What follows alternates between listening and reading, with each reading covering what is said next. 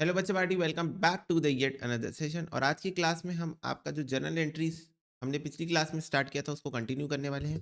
First of all बच्चों, फटाफट से एक बार रिवाइज करते हैं हमने जर्नल एंट्री के बारे में क्या पढ़ा था। हमने सबसे पहले ये पढ़ा था कि हम बुक्स ऑफ अकाउंट्स बनाएंगे अकाउंट्स के अंदर, और इसके अंदर बहुत सारे अलग अलग नेचर की बुक्स होंगी। जैसे कि हमने पढ़ा था कि सबसे पहली बार जहाँ पर ट्रांजेक्शन रिकॉर्ड होता है बुक्स के अंदर, जहाँ पर सबसे पहली बार ट्रांजेक्शन रिकॉर्ड होता है उसको जर्नल बोलते हैं। क्या बोलते हैं? जर्नल। उसके बाद जहां पर ट्रांजेक्शन्स क्लासीफाई और समराइज होते हैं, क्लासीफाई मतलब एक नेचर के ट्रांजेक्शन एक जगह पे जाके बैठते हैं। जैसे कि फॉर एग्जांपल रेंट आपने पे किया होगा, तो जहां जहां पर भी आपने रेंट पे किया होगा वो सब जाके एक साथ एक जगह पे बैठ जाएंगे। ठीक है, इट वॉज समथिंग लाइक बच्चों, ये बताओ, सारे बच्चे फटाफट से बताओ। जब तुम्हारा स्कूल स्टार्ट होता था मॉर्निंग में, तो जो स्कूल का एंट्रेंस गेट होता था, सारे क्लास के, सारे सेक्शंस के सारे बच्चे वो एक ही गेट से स्कूल के अंदर एंटर होते थे ना? बोलो यस और नो, फटाफट से बताओ। एक ही तुम्हारा वो स्कूल का गेट था, उसी गेट से सारी क्लास के सारे सेक्शंस के सारे बच्चे उसी गेट से स्कूल के अंदर एंटर होते थे ना? यस। और फिर स्कूल के अंदर एक बार एंटर हो गए, एक बार स्कूल के अंदर एंटर हो गए, तो उसके बाद अपने क्लास के और अपने सेक्शन के अकॉर्डिंग जाके अलग अलग क्लासेस में बैठ जाते थे। करेक्ट? जो भी उनकी क्लास होती थी या जो भी उनका सेक्शन होता था, जो भी class 1 2 3 4, section A B C D, जो भी सेक्शन था उस हिसाब से जाके बैठ जाते थे। करेक्ट? तो बच्चों ऐसे ही होता है अकाउंटिंग के अंदर, कि सबसे पहले सारे बच्चे जर्नल के थ्रू अकाउंट्स के अंदर घुसते हैं, बुक्स ऑफ अकाउंट्स के अंदर, समझ रहे हो? सबसे पहले जर्नल एंट्री के थ्रू सारे जो ट्रांजेक्शन्स है, सारे जो ट्रांजेक्शन्स है वो बुक्स ऑफ अकाउंट्स के अंदर घुसते हैं, जर्नल एंट्री में पहली बार रिकॉर्ड होते हैं। और फिर उसके बाद लेजर के अंदर वो सारे ट्रांजेक्शन जहां जहां पर एक नेचर के सारे ट्रांजेक्शन, क्लास 1 के सारे बच्चे क्लास 1 वाले उस पर बैठेंगे, उसमें भी सेक्शन ए के बच्चे सेक्शन ए वाली क्लास में बैठेंगे, बी वाले बी की क्लास में बैठेंगे। वैसे ही लेजर के अंदर सारे एक नेचर के ट्रांजेक्शन एक जगह जाके बैठ जाते हैं। Yes, journal is the entry gate of books of accounts. Correct? ठीक है। तो सारे बच्चे जाके लेजर में अपने अपने नेचर के जो रेंट वाले सारे ट्रांजेक्शन है रेंट के पास जाके बैठ जाते हैं, जो परचेज वाले सारे ट्रांजेक्शन है परचेज के पास जाके बैठ जाते हैं, जो सेल्स वाले सारे ट्रांजेक्शन है सेल्स के पास जाके बैठ जाते हैं। इस तरीके से सब लोग जाके बैठ जाते हैं। फिर उसके बाद बच्चों हम ट्रायल बैलेंस बनाते हैं। ट्रायल बैलेंस वैसे तो बुक्स ऑफ अकाउंट्स का पार्ट है ही नहीं, बट इसको सिर्फ एक्यूरेसी चेक करने के लिए बनाया जाता है कि आपने सारी ट्रांजेक्शन सही से लिखे हैं कि नहीं लिखे हैं। ओके।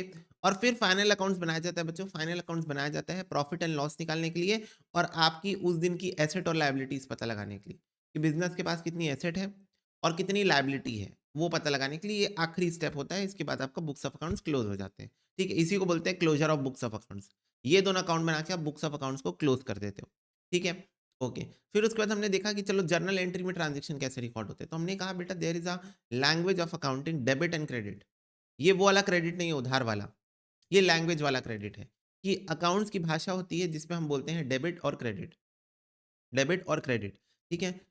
अब डेबिट क्या होता है, क्रेडिट क्या होता है, तो वो आपको सीखना पड़ेगा। अलग अलग केस में अलग अलग होता है। जैसे कि फॉर एग्जांपल अगर एसेट है, अगर एसेट एसेट में कुछ भी आता है ना, एसेट में आपकी सारी संपत्ति आती है, कैश आता है, गुड्स आता है, फर्नीचर आता है, आपका क्या बोलते हैं ये स्टॉक हो गया, मशीनरी आता है, प्लांट आता है, जो भी चीज़ आपके पास है, कार आएगी, आपकी आपकी फैक्ट्री आएगी, आपकी बिल्डिंग आएगी, आपका लैंड आएगा। तो जो भी चीज़ आपके पास प्रॉपर्टी है वो सब कुछ एसेट है। ओके। तो आपका बैंक आएगा, बैंक में जो आपके पास पैसा पड़ा है वो आएगा। तो एसेट के केस में बच्चों डेबिट तब बोला जाता है जब एसेट बढ़ता है। जब एसेट बढ़ता है तो आप उसको डेबिट बोलते हो, और जब एसेट कम होता है तब आप उसको क्रेडिट बोलते हो। अकाउंटिंग की भाषा में इंक्रीज और डिक्रीज को डेबिट क्रेडिट बोला जाता है। ठीक है। लाइबिलिटीज के केस में बच्चों, जब लाइबिलिटीज बढ़ती है आप उसको क्रेडिट करते हो, क्रेडिट बोलते हो, और जब लाइबिलिटीज कम होती है आप उसको डेबिट बोलते हो। ऑब्वियसली एसेट का उल्टा, क्योंकि लाइबिलिटी भी एसेट का उल्टा ही होता है। एसेट का मतलब होता है संपत्ति आपकी, और लाइबिलिटी का मतलब होता है उधार। तो क्योंकि ये दोनों अपोजिट वर्ड है, तो डेबिट क्रेडिट में भी ये दोनों एक दूसरे से उल्टा मीनिंग शो करते हैं।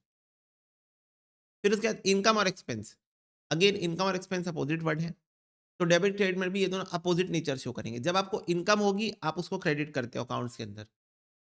अकाउंट्स के अंदर जब आपको इनकम होती है आप उसको क्रेडिट करते हो, और जब आपका एक्सपेंस होता है आप उसको डेबिट करते हो। ये क्या है? ये रूल्स है। ये बच्चों रूल्स ऑफ अकाउंटिंग है। जब बुक्स ऑफ अकाउंट्स बनाते हैं तो इन रूल्स का हमको ध्यान रखना होता है कि जब इनकम होगा तो क्रेडिट करते हैं, एक्सपेंस होता है तो डेबिट करते हैं। ठीक है, इनकम होती है मतलब बढ़ती है तो क्रेडिट करते हैं, एक्सपेंस होता है यानी बढ़ता है जब डेबिट होता है। Okay, yes. चलो, तो बच्चों फटाफट से आज हम एक क्वेश्चन करते हैं।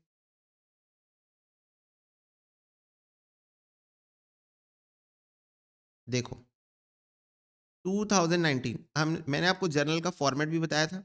जर्नल का फॉर्मेट कुछ ऐसा होता है, पहले कॉलम में डेट्स लिखे जाते हैं, अगर डेट्स ना हो क्वेश्चन में तो सीरियल नंबर लिख लेना। दूसरे कॉलम में पर्टिकुलर्स यानी कि वो एंट्री पास की जाती है, और एंट्री पास करने का तरीका ये होता है कि जैसे कैश आया तो कैश का अकाउंट डेबिट हुआ, और टू कैपिटल अकाउंट क्रेडिट लिखने की जरूरत आपको नहीं है। यहाँ पर ये टू शब्द का मतलब ही क्रेडिट है, यहाँ पर ये टू शब्द का मतलब ही क्रेडिट है, तो आपको क्रेडिट लिखने की जरूरत नहीं है यहाँ पर। और फिर ब्रैकेट में ना इस ट्रांजेक्शन में एक्चुअली हुआ क्या है वो आपको डिस्क्राइब करना होता है शॉर्ट में। फिर आपको ब्रैकेट लिख के यहाँ पर शॉर्ट में डिस्क्राइब करना होता है कि इस ट्रांजेक्शन में क्या हुआ है। इसको नरेशन बोलते हैं। क्या बोलते हैं? Narration. You are narrating what happened in this transaction. Yes Nikita, it will be uploaded. Okay, और बच्चों फिर यहाँ पर दो अमाउंट के कॉलम होते हैं, एक डेबिट का अमाउंट का कॉलम होता है, क्रेडिट का। तो डेबिट साइड का जो अमाउंट होता है वो डेबिट वाले कॉलम में लिखते हो, क्रेडिट साइड का अमाउंट क्रेडिट वाले कॉलम में लिखते हो। लेजर फोलियो बच्चों हमारे क्वेश्चंस में तो जनरली खाली ही रहेगा, पर रियल लाइफ में लेजर फोलियो का मतलब होता है कि ये ट्रांजेक्शन कौन से लेजर नंबर में जाके लिखाएगा। ये ट्रांजेक्शन कौन से लेजर के नंबर में, लेजर को हम नंबर दे देते हैं, जहां पर अकाउंट्स को हम क्लासीफाई और समराइज करते हैं ना, उनको हम नंबर दे देते हैं कि रेंट तेरा लेजर नंबर 1 है, जाओ। परचेजेस तुम्हारा लेजर नंबर 2 है, जाओ। सेल्स तुम्हारा लेजर नंबर 3 है, जाओ। कैश तुम्हारा लेजर नंबर 4 है, जाओ। कैपिटल तुम्हारा लेजर नंबर 5 है, जाओ। आ रही बात समझ में? यस। तो ये तुम्हारा फॉर्मेट है। ओके, यस आयुष, बोलो बोलो। अब देखो आज हम ये क्वेश्चन करने वाले हैं। 2019 का आपको डेटा दिया है, जनवरी 1 को राहुल ने बच्चों स्टार्ट किया है बिजनेस विथ कैश 1 लाख रुपए। तो बताओ क्या होगा?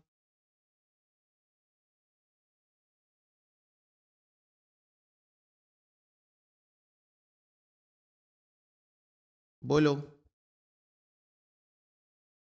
बेटा। आने वाला है, something is coming, don't worry. ठीक है, cash account debit to capital account. Yes, इस ट्रांजेक्शन से बच्चों हुआ क्या? इस ट्रांजेक्शन से आपका कैश बढ़ गया और कैपिटल भी बढ़ गया, और कैपिटल लायबिलिटी है तो वो बढ़ रहा है तो क्रेडिट होगा, कैश एसेट है तो वो बढ़ रहा है तो डेबिट होगा। तो इधर देखो, डेट,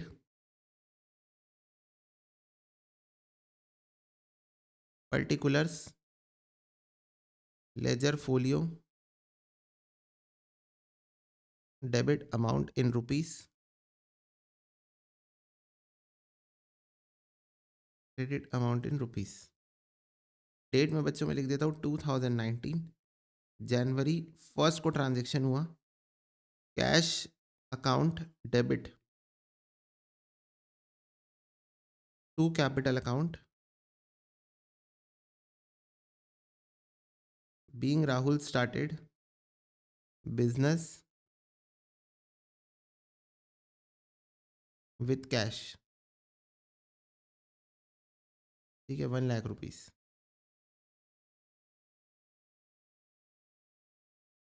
बोलो आगे समझ में?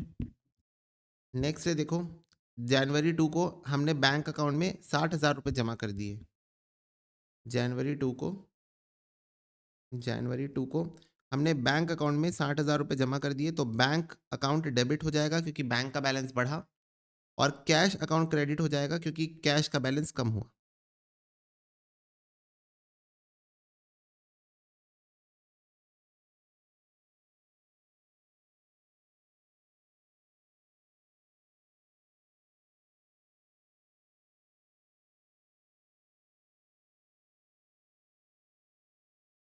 ओके, नेक्स्ट, जनवरी 3 को bought goods from Messrs Singh and company 20,000। बच्चों ये बताओ, ये तो मुझे समझ ही नहीं आ रहा है कि कैश ट्रांजेक्शन है या क्रेडिट ट्रांजेक्शन है। ये तो मुझे समझ ही नहीं आ रहा कि ये तो कैश ट्रांजेक्शन है कि क्रेडिट ट्रांजेक्शन है, जरा बताओगे?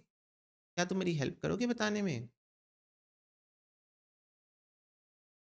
ये तो क्रेडिट ट्रांजैक्शन है क्योंकि नाम लिखा हुआ है, क्योंकि क्या लिखा हुआ है, नाम लिखा हुआ है। ओके, परचेजेस अकाउंट डेबिट हो जाएगा to Messrs Singh and company, क्योंकि हम गुड्स खरीद के ला रहे हैं तो हम गुड्स ना लिख के परचेजेस लिखते हैं जनवरी 3 को।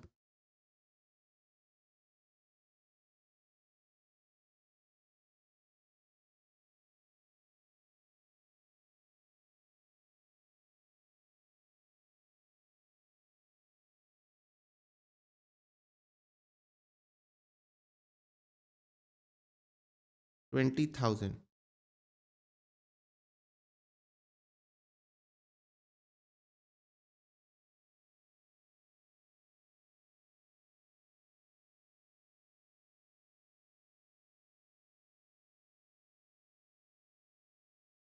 Being goods purchase on credit. इसके बाद बच्चों इसी दिन हमने कार्टेज पे किया 300 रुपये। मैंने आपको बताया था क्या कार्टेज का मतलब ट्रांसपोर्टेशन होता है? फटाफट से बताओ, क्या मैंने आपको बताया है ये बात कि कार्टेज का मतलब ट्रांसपोर्टेशन होता है? और बच्चों, और ट्रांसपोर्टेशन का मतलब क्या होता है? लिख लो, फ्रेट का मतलब भी ट्रांसपोर्टेशन होता है, कैरियज का मतलब भी ट्रांसपोर्टेशन होता है, कार्टेज का मतलब भी ट्रांसपोर्टेशन होता है, ये सब का मतलब बच्चों होता है ट्रक, जिससे आपका सामान आता है या जाता है। ठीक है, ये सब का मतलब होता है ट्रक, ट्रक जिससे आपका सामान आता है या जाता है, आपके पास आ रहा हो या आपसे दूर जा रहा हो। ठीक है, ये सब का मतलब। तो बच्चों कार्टेज तो खर्चा हुआ ना, फिर ये खर्चा है ना, बोलो। मुझे ये बताओ क्या क्या खर्चा होता है बच्चों? हालांकि परचेज और सेल्स भी तुम्हारा खर्चा और इनकम ही होता है, पर इस बारे में मैं बाद में बात करूंगा। अभी तुम जब तक गुड्स की तरह सोच रहे हो उसको, तब तक सोचते रहो बैठ के। परचेजेस तुम्हारा एक्सपेंस होता है टू अर्न इनकम, और सेल्स तुम्हारी इनकम ही है। ठीक है, तो इसके ऊपर मैं वर्डिक्ट तो बाद में दूंगा। जब तक तुम गुड्स सोच के उसकी एंट्री पास कर रहे हो तब तक करो पास। लेकिन in real life, in in accounting, purchases are expenses to earn income. आप गुड्स खरीद के ला रहे हो, पर वो गुड्स आप बेचने के लिए ला रहे हो, पर वो गुड्स आप बेचने के लिए ला रहे हो। तो you are buying the goods to sell them, you are buying the goods to sell them. That's why purchases are also expenses and sales are your income. But right now जब हम journal entry पास कर रहे हैं तो हम purchases को goods ऐसे treat करके एंट्री पास कर रहे हैं, और सेल्स को भी गुड्स ऐसे ट्रीट करके एंट्री पास कर रहे हैं। बट एक्चुअल में तुम देखोगे तो जैसे पिछला क्वेश्चन था, पिछले क्वेश्चन में भी देखो परचेजेस जहां जहां पर है वहां वहां डेबिट हो रहा है। और बच्चों परचेजेस आप एक तरीके से देखोगे एक्सपेंस का ही नेचर शो कर रहा है। एक्सपेंस डेबिट होता है ना, एक्सपेंस बच्चों डेबिट होता है कि नहीं होता है, बताना। इनकम क्रेडिट, एक्सपेंस डेबिट होता है। तो देखो जरा ध्यान से, परचेजेस आपके एक्सपेंस का ही नेचर शो कर रहा है ऑटोमेटिकली। भले आप क्या सोच रहे हो, आप तो सोच रहे हो कि भैया ये तो गुड्स है, भैया ये तो गुड्स है, but this is not goods. Yes this is goods, but in the nature of expense. Okay, in the nature of expense. और वैसे ही बच्चों सेल्स अपने आप देखो क्रेडिट हो रहा है, सेल्स अपने आप क्रेडिट हो रहा है। कैसे क्रेडिट हो रहा है? इनकम का नेचर शो कर रहा है, इनकम क्रेडिट होता है। ठीक है, अब मैं ये कब बताऊंगा? जब मैं तुमको गोल्डन रूल्स ऑफ अकाउंटिंग बताऊंगा, personal account, real account, nominal account. तो वहां पर जब मैं बाइफरगेशन करूंगा तो उस बाइफरगेशन के टाइम में तुमको बताऊंगा कि नॉमिनल अकाउंट के अंदर आते हैं परचेज और सेल्स, और इस वजह से इनका ये नेचर है। ठीक है, ओके। एनीवेज बच्चों, मेरे को एक बात बताओ, खर्चे क्या क्या हो सकते हैं? चलो, तुम्हारे दिमाग में जितनी घंटियां बज सकती बजाओ, और मुझे बताओ एक बिजनेस के क्या क्या खर्चे हो सकते हैं, क्या क्या एक्सपेंसेस हो सकते हैं। गुड्स को इन्वेंट्री बोलते हैं, हाँ गुड्स को आप इन्वेंट्री बोल सकते हो, स्टॉक भी बोल सकते हो।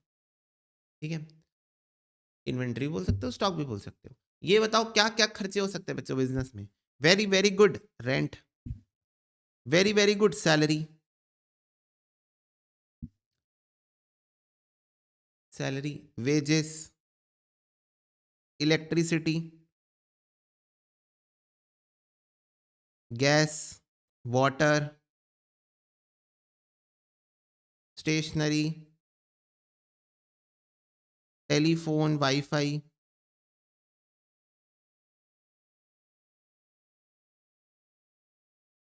ऑक्ट्रॉय भी हाँ खर्चा है, पर मैं लिखता नहीं, ठीक है, अभी थोड़ा टेक्निकल वर्ड हो गया ना ऑक्ट्रॉय। बेटा फर्नीचर एसेट है, कोई भी ऐसी चीज जिससे आपकी प्रॉपर्टी बन रही हो, वो खर्चा नहीं, वो इन्वेस्टमेंट होती है, ठीक है कुणाल। कोई भी ऐसी चीज, कोई भी ऐसी चीज जिससे आपकी प्रॉपर्टी बन रही हो, जिससे आपकी प्रॉपर्टी बन रही हो, ठीक है, वो आपके लिए इन्वेस्टमेंट है। क्या है? इन्वेस्टमेंट। जैसे आप फॉर एग्जांपल मेरे को बताओ, आप इलेक्ट्रिसिटी का बिल पे करोगे तो आपके घर में जो बिजली आई हो किसी और को बेच दोगे क्या? या वो छोड़ो, या वो छोड़ो, मुझे ये बताओ कि आपने अपने एम्प्लॉयज को सैलरी या वेजेस दिए, आपने अपने एम्प्लॉय को सैलरी या वेजेस दिए, उनसे आपने काम करवाया, उनसे आपने काम करवाया, तो क्या ऐसा हम लोग करते हैं क्या कि सैलरी एंड वेजेस अपने एम्प्लॉय को दे रहे हो, काम किसी और का करवा रहे हैं? नहीं, लेकिन अपना ही काम करवाते हैं। लेकिन जैसे तुम फर्नीचर खरीद के लाओगे, तुम फर्नीचर यानी सिंपल शब्द में बच्चों, ये सब खर्चे ना आप कंज्यूम कर लेते हो, समझ रहे हो? ये सब खर्चे आप कंज्यूम कर लेते हो। जैसे टेलीफोन है तो उसको आप यूज करते हो, टेलीफोन हेलो बात करते हो आप लोगों से, वाईफाई यूज कर लेते हो, स्टेशनरी आप यूज कर लेते हो, गैस वाटर इलेक्ट्रिसिटी आप यूज कर लेते हो, वेजेस सैलरी आप जिन लोगों को देते हो उनसे आप अपना काम करवा लेते हो, रेंट आप पे करते हो जिस जगह का, वहां पर आप रहते हो, तो ये सब चीजें आप कंज्यूम कर लेते हो। लेकिन जैसे फॉर एग्जांपल आप लैंड खरीद के लाए, समझना मेरी बात को ध्यान से, जैसे आप लैंड खरीद के लाए बच्चों, आप बिल्डिंग खरीद के लाए, आप फर्नीचर खरीद के लाए, तो मेरे को एक बात बताओ, वो हो तो आपका गया, आप उसको यूज कर रहे हो, लेकिन आपको अगर कुछ समय के बाद मजा नहीं आएगा तो आप उसको बेच के वापस कैश ले सकते हो ना, उतना नहीं मिलेगा। अच्छा नहीं, लैंड और बिल्डिंग के केस में ज्यादा भी मिल सकता है, क्योंकि लैंड इज एप्रिशिएटिंग एसेट, बढ़ता है उसका रेट, कम नहीं होता। तो लैंड बिल्डिंग के केस में ज्यादा भी मिल सकता है पैसा, कई सारे लोग खरीदते हैं इसलिए कि ज्यादा में बेचेंगे फ्यूचर में। फर्नीचर हो गया, कार हो गई, उसको कुछ समय के बाद आप बेच के कैश ले सकते हो ना, किसी और को बेच दिए सेकंड हैंड और कैश ले लिए। आ रही बात समझ में? तो वो सब आपकी प्रॉपर्टी बन गई। वो ऐसा नहीं है कि आप एक बार फर्नीचर खरीद के ले आए तो आपने अब उसको कंज्यूम कर लिया। ऐसा कुछ भी नहीं है कि आप एक बार फर्नीचर खरीद के ले आए तो आपने उसको कंज्यूम कर लिया, अब आप उसको यूज नहीं कर सकते, नहीं, आप उसको सालों साल यूज कर सकते हो, और एक दो साल के बाद आपको मजा नहीं आएगा, आप उसको बेच भी सकते हो सेकेंड हैंड, सस्ते में, जितने में मान लो 10,000 में खरीद के लाए थे 6,000 में बेच सकते हो, 5,000 में बेच सकते हो, पर बिक जाएगा ना। द पॉइंट इज, बिक जाएगा कि नहीं बिक जाएगा ये बताओ। प्लांट खरीद के लाए, मशीनरी खरीद के लाए, कार खरीद के लाए, यस बिक जाएगा, तो वो तुम्हारी प्रॉपर्टी बन जाती, वो तुम्हारे एक्सपेंसेस नहीं है, वो एक्सपेंडिचर है, वो तुम्हारे एक्सपेंसेस नहीं है, वो एक्सपेंडिचर है। और that's the point I am going to tell you in the chapter capital and revenue transaction.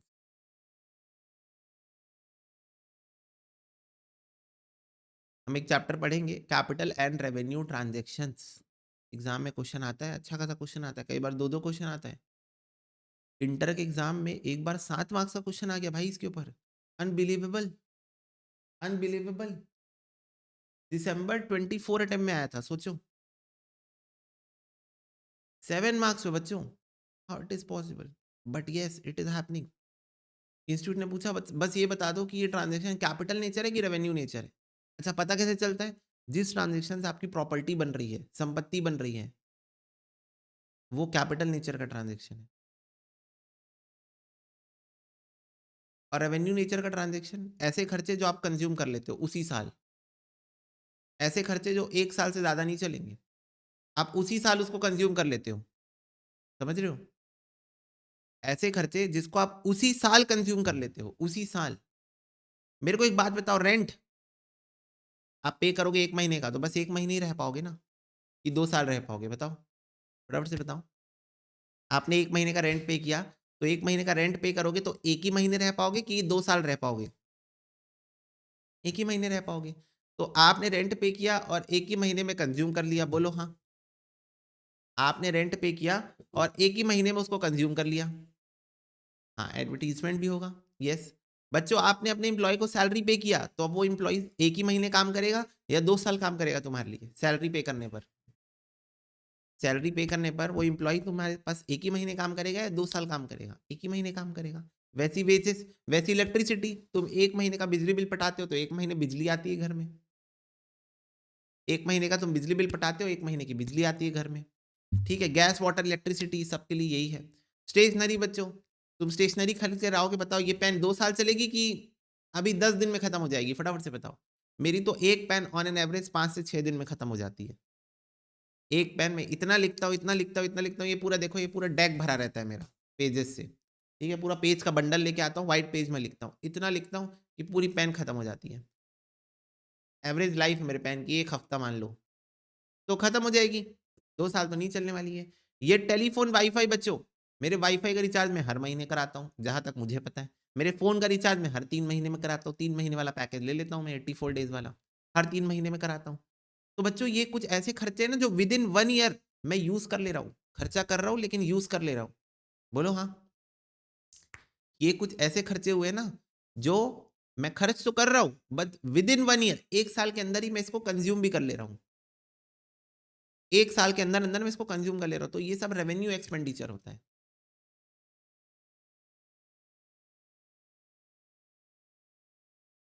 और एक खास बात बताऊं रेवेन्यू एक्सपेंडिचर की, मतलब खर्चों की एक और खास बात बताऊं, ये रैकरिंग नेचर के होते हैं। रैकरिंग मतलब रीऑकरिंग।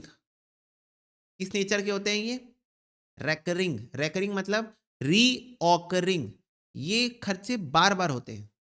क्या तुम्हें भी ऐसा फील हो रहा है कि रेंट बार बार देना पड़ता है, सैलरी बार बार देनी पड़ती है, वेजेस बार बार देना पड़ता है, इलेक्ट्रिसिटी बार बार देना पड़ता है, गैस वाटर बार बार देना पड़ता है, स्टेशनरी बार बार खरीदना पड़ता है, टेलीफोन वाईफाई बार बार रिचार्ज कराना पड़ता है। यस। तो ये इन खर्चों का पता लगाने का एक और तरीका है कि ये खर्चे ना बार बार होते हैं, रीऑकरिंग नेचर के होते हैं। मुझे एक बात बताओ, ये माइक में कितने बार लूंगा? आई थिंक 5 साल में एक बार। Come on everyone, maybe more than that, even more than that. क्या ये माइक मैं हर महीने ले रहा हूं? क्या नहीं। हर महीने छोड़ दो। क्या मैं ये माइक हर साल ले रहा हूं? नहीं। हर साल ले रहा हूं क्या? नहीं।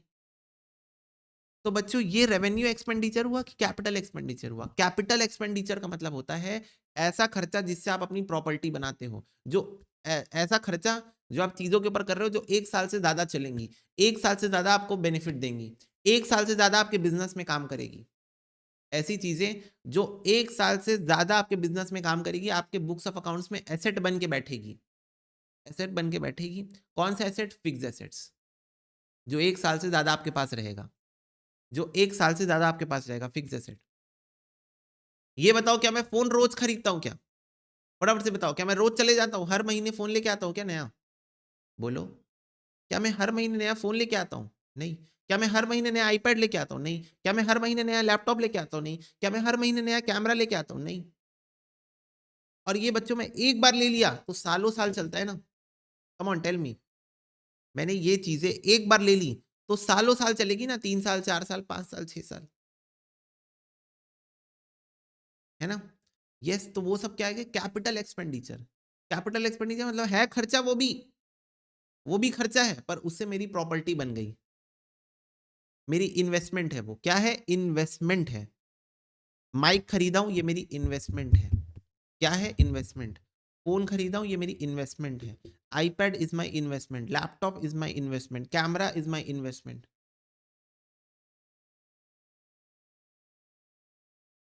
इन्वेस्टमेंट बस शेयर्स में नहीं होते, इन्वेस्टमेंट एसेट्स में भी होते हैं। तो ये सब बच्चों मेरी फिक्स एसेट्स हैं। कौन से एसेट है? फिक्स एसेट, जिनकी लाइफ 1 साल से ज्यादा है, जो 1 साल से ज्यादा मेरे बिजनेस में रहेंगे और मैं उनको यूज करूंगा।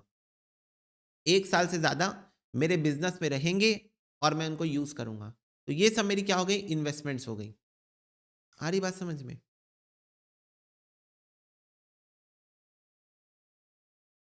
तो 2 टाइप के खर्चे होते हैं। कहने का मतलब क्या है? 2 टाइप के खर्चे करते हो आप। एक खर्चा होता है रेवेन्यू एक्सपेंडिचर, एक होता है कैपिटल एक्सपेंडिचर। एक होता है रेवेन्यू एक्सपेंडिचर, एक होता है कैपिटल एक्सपेंडिचर। रेवेन्यू एक्सपेंडिचर ऐसे खर्चे होते हैं जो आप खर्चा करते हो और विद इन 1 ईयर उसका बेनिफिट कंज्यूम कर लेते हो। 1 साल के अंदर ही जो भी बेनिफिट मिल रहा था उस खर्चे से वो आप यूज कर लेते हो, यूज कर लेते हो उस बेनिफिट को। और कैपिटल एक्सपेंडिचर मतलब आप एक बार खर्चा करते हो लेकिन उससे आप सालों साल बेनिफिट होता है। जैसे कि माइक मैंने लिया, अब इससे मेरे को सालों साल बेनिफिट होगा। एक बार खर्चा किया लेकिन अब सालों साल बेनिफिट होगा। लेकिन जिस जगह पे बैठ के पढ़ा रहा हूँ यहाँ का मैं रेंट पे करता हूँ, तो उससे मैं सिर्फ 1 महीने बेनिफिट ले पाता हूँ, अगले महीने फिर से पैसा देना पड़ता है। रेवेन्यू एक्सपेंडिचर जो होता है बार-बार करना पड़ता है, हर महीने पैसा देना पड़ता है, और कैपिटल एक्सपेंडिचर आप एक बार खर्चा करते हो, सालों-साल बेनिफिट मिलता है। आ रही बात समझ में?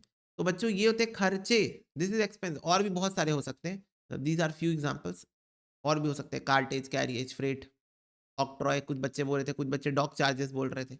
ये सब खर्चे हैं, ठीक है? तो आपको ये बात ध्यान में रखनी है, खर्चे होते हैं तो डेबिट, इनकम होती है तो क्रेडिट। और हालाँकि हम कैपिटल रेवेन्यू ट्रांज़ैक्शंस डिटेल में पढ़ेंगे उस चैप्टर में, ठीक है? हाँ, कैपिटल एक्सपेंडिचर फिक्स्ड एसेट्स के ऊपर होता है, येस।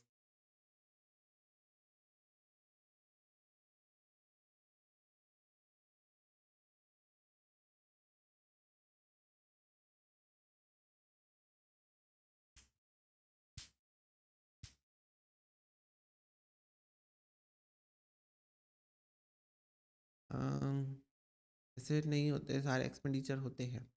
मतलब नहीं, दिवेश, वही एक्सपेंडिचर्स के कुछ पोर्शंस एसेट बन जाते हैं और कुछ पोर्शन एक्सपेंस ही रह जाते हैं, समझे? कुछ खर्चे जो हैं वो पीएनएल अकाउंट में चले जाते हैं एक्सपेंस के नाम से, और कुछ खर्चे एसेट बन के बैलेंस शीट में बैठ जाते हैं, ठीक है? तो वो तुमको पता चलेगा, फाइनल अकाउंट्स पढ़ेंगे हम, ठीक है? ओके।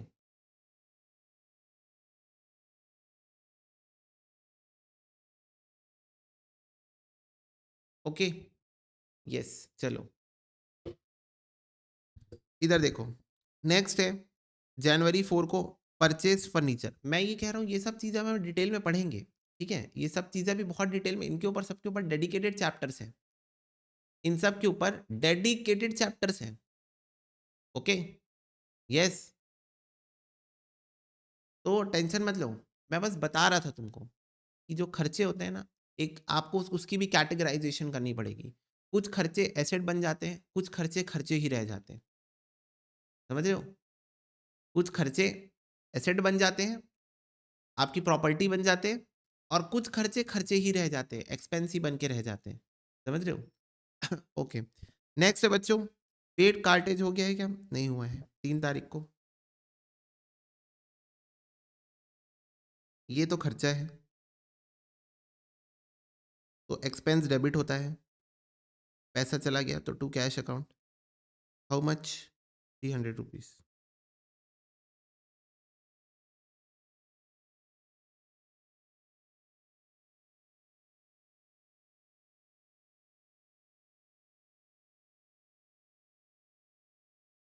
ओके, चलो अब मैं एक बात बोलता हूँ तुम लोग को, एक काम करो फटाफट से, फटाफट से बच्चों, ये सारे ट्रांजेक्शन तुम अपनी कॉपी में रिकॉर्ड कर लो, और उसके बाद मैं रिकॉर्ड करूंगा तो तुम अपने आंसर चेक करना, it will be more better approach than what we are doing right now, ठीक है? तो फटाफट से इन ट्रांजेक्शन्स को अपनी कॉपी में रिकॉर्ड कर लो, और फिर उसके बाद मैं तुम्हारे आंसर चेक कराऊंगा, ठीक है? Okay, okay,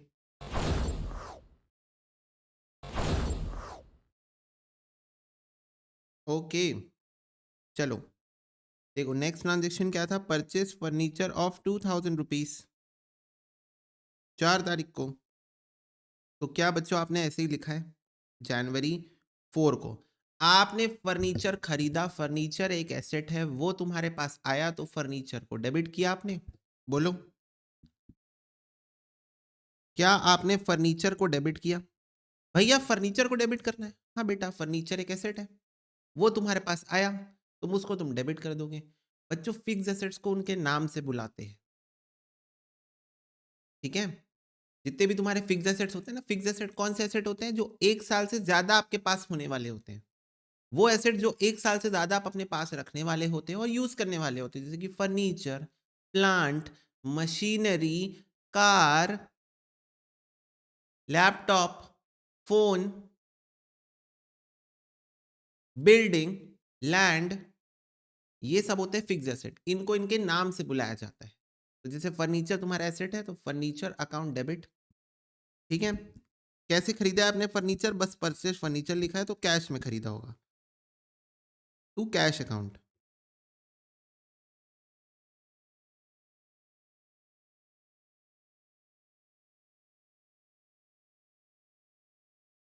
being furniture purchased, ठीक है, 2000 रुपीज।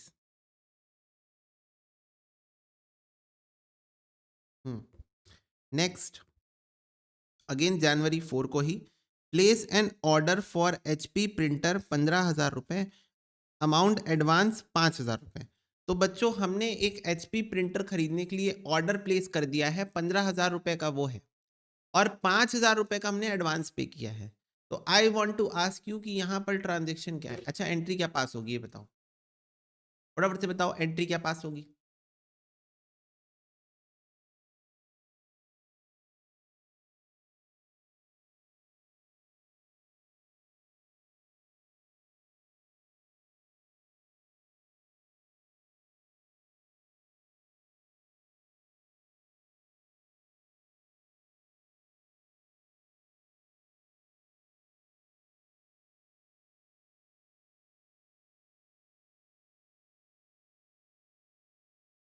ओके, कुछ बच्चे बोल रहे हैं प्रीपेड, कुछ बच्चे बोल रहे हैं HP टू कैश। बच्चों पहले ध्यान से देखो यहाँ पर ट्रांजेक्शन क्या है। ट्रांजेक्शन ये है बच्चों कि आपने कैश पे किया है HP प्रिंटर के लिए एडवांस, ये ट्रांजेक्शन है ना। मुझे एक बात बताओ, हम किसी चीज का ऑर्डर प्लेस कर देते हैं, ऑर्डर प्लेस कर दिए, मान लो हमको प्रिंटर खरीदना है ना, हमने उसका ऑर्डर प्लेस कर दिया, कैश ऑन डिलीवरी है बच्चों, हमने प्रिंटर का ऑर्डर प्लेस कर दिया है और कैश ऑन डिलीवरी ऑर्डर है। तो ये बताओ, ऑर्डर प्लेस करने से कोई ट्रांजेक्शन होता है क्या। 10,000 का प्रिंटर है, ऑर्डर प्लेस कर दिया मैंने, क्या इससे कोई ट्रांजेक्शन हुआ। नहीं, ऑर्डर प्लेस करना अपने आप में कोई ट्रांजेक्शन नहीं है। ये बताओ, ऑर्डर प्लेस करने से क्या तुम्हारे पास कोई एसेट आ गया, फटाफट से बताओ। सिर्फ अमेजोन में जाके HP प्रिंटर का ऑर्डर प्लेस करने से, कैश ऑन डिलीवरी, अमेजोन में जाके HP प्रिंटर का cash on delivery order place करने से क्या तुम्हारे पास कोई एसेट आया, नहीं। क्या तुम्हारे पास से कोई एसेट गया, कैश नहीं गया। क्या बैंक से पैसे कटे, नहीं, कैश ऑन डिलीवरी है ना।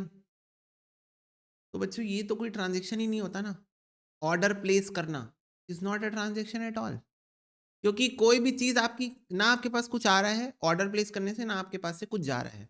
क्या ये बात क्लियर है सबको, कि सिर्फ ऑर्डर प्लेस करने से, सिर्फ ऑर्डर प्लेस करने से कुछ ना आपके पास आ रहा है, ना आपके पास से कुछ जा रहा है। ओके, ठीक है, ना आपके पास कुछ आ रहा है, ना आपके पास कुछ जा रहा है, सिर्फ ऑर्डर प्लेस करने से। तो अगर क्वेश्चन में लिखा हो ऑर्डर प्लेस किए हैं तो उसकी कोई एंट्री पास नहीं होगी। लेकिन यहां पर ध्यान से देखो, ऑर्डर प्लेस करने के साथ में 5,000 रुपए हमने पे भी कर दिया है। तो 5,000 रुपए जो हमारे पास से गया, क्या ये ट्रांजेक्शन है बच्चों, फटाफट से बताओ। हमने ऑर्डर तो प्लेस किया, 5,000 रुपए हमने एडवांस दे दिया, 5,000 रुपए हमने एडवांस दे दिया, क्या ये ट्रांजेक्शन है। Come on everyone tell me, क्योंकि इसमें मेरा पैसा गया ना 5,000 रुपए। बच्चों जनवरी 4 को टू कैश तो हुआ ना 5,000, फटाफट से बताओ। HP का प्रिंटर आया है क्या मेरे पास, नहीं। तो मुझे एक बात बताओ, क्या मैं यहाँ पर HP प्रिंटर अकाउंट डेबिट लिख सकता हूँ। 4 जनवरी को मैंने जब ऑर्डर प्लेस किया, तो क्या प्रिंटर मेरे को तुरंत मिल गया, क्या मुझे तुरंत प्रिंटर मिल गया है, बोलो। नहीं मिला है, वो तो अभी ऑर्डर प्लेस हुआ है, कब आएगा, एक हफ्ते बाद आएगा मे बी, जब भी आए, जब भी आए वो तो बाद में पता चलेगा। तो अभी आप HP प्रिंटर अकाउंट डेबिट नहीं लिख सकते, क्योंकि आपको तो मिला ही नहीं ना प्रिंटर, आपको अभी प्रिंटर मिला ही नहीं है, तो आप HP प्रिंटर अकाउंट डेबिट नहीं लिख सकते। पैसा गया है, किस नाम से गया बच्चों, आपने पार्टी को एडवांस पे किया है। क्या पे किया है, एडवांस। आपने क्या अभी गुड्स लिए हैं, नो। क्या आपने अभी गुड्स ले लिए हैं, नो। पर आपने किसी को एडवांस पे कर दिया है, इसको हम प्यार से क्या बोलते हैं, प्रीपेड। एडवांस भी बोल सकते हो, प्रीपेड भी बोल सकते हो, दोनों का मतलब सेम ही है ऑब्वियसली। तो इसको आप या तो ये बोल सकते हो प्रीपेड, या तो आप इसको बोल सकते हो एडवांस, ठीक है। प्रीपेड जनरली वर्ड एक्सपेंसेस के लिए यूज किया जाता है अकाउंट्स के अंदर, और एडवांस यूज किया जाता है अगर आप ये सब कुछ एसेट वगैरह खरीद रहे हो, तो फिक्स एसेट खरीद रहे हो। तो यहाँ पर आप कुछ भी लिख सकते हो, उसमें कोई दिक्कत की बात नहीं है। ओके, मैं यहाँ पर लिख देता हूँ advance for HP printer account debit. मैंने एक अकाउंट खोल दिया बच्चों, एडवांस फॉर एचपी प्रिंटर। क्या अकाउंट खोल दिया? Advance for HP printer, account debit. बच्चों कोई भी खर्चा मैंने सर्विस या फिर गुड्स लिया नहीं है, पर पेमेंट पहले कर दी है, तो वो प्रीपेड वाला होता है, एसेट बन जाता है ना, करेक्ट? अकाउंटिंग इक्वेशन में मैंने बताया था आपको ये बात, फिर से बता देता हूँ। फिर से बता देता हूँ, कोई भी ऐसी चीज़ के लिए आप पैसा पेमेंट कर रहे हो जिसकी आपको या तो सर्विस नहीं मिली है या तो गुड्स मिला नहीं है, ना आपको सर्विस मिला है ना आपको गुड्स मिला है, पर आपने पैसा पहले ही दे दिया, और आपने पैसा पहले ही दे दिया, तो वो आपके लिए एसेट है। क्यों एसेट है? क्योंकि मान लो अगर फ्यूचर में गुड्स या सर्विस नहीं मिला तो जाके उससे पैसा वापस लेके आओगे ना। बोलो यस और नो, वसूली भाई बन के, वसूली भाई बन के पैसा वापस लेके आओगे ना। लिख सकते हो खुशी, कोई प्रॉब्लम नहीं है, ठीक है, लिख सकते हो बेटा, कोई प्रॉब्लम नहीं है। नरेशन में बता देना कि एचपी प्रिंटर के लिए आपने प्रीपे करके रखा है पैसा, ठीक है। और प्रीपेड वर्ड मत यूज करो, एडवांस वर्ड यूज करो। एडवांस पेड अकाउंट या advance account debit, advance account debit to cash, ठीक है। नहीं, इसका कैपिटल में कोई इफेक्ट नहीं आएगा बच्चों, जर्नल एंट्री में कैपिटल में कोई डायरेक्ट इंपैक्ट नहीं आता। जब आप जर्नल एंट्रीज पास करोगे, जब आप जर्नल एंट्रीज पास करोगे तो journal entries will not make any direct impact on capital. आ रही बात समझ में?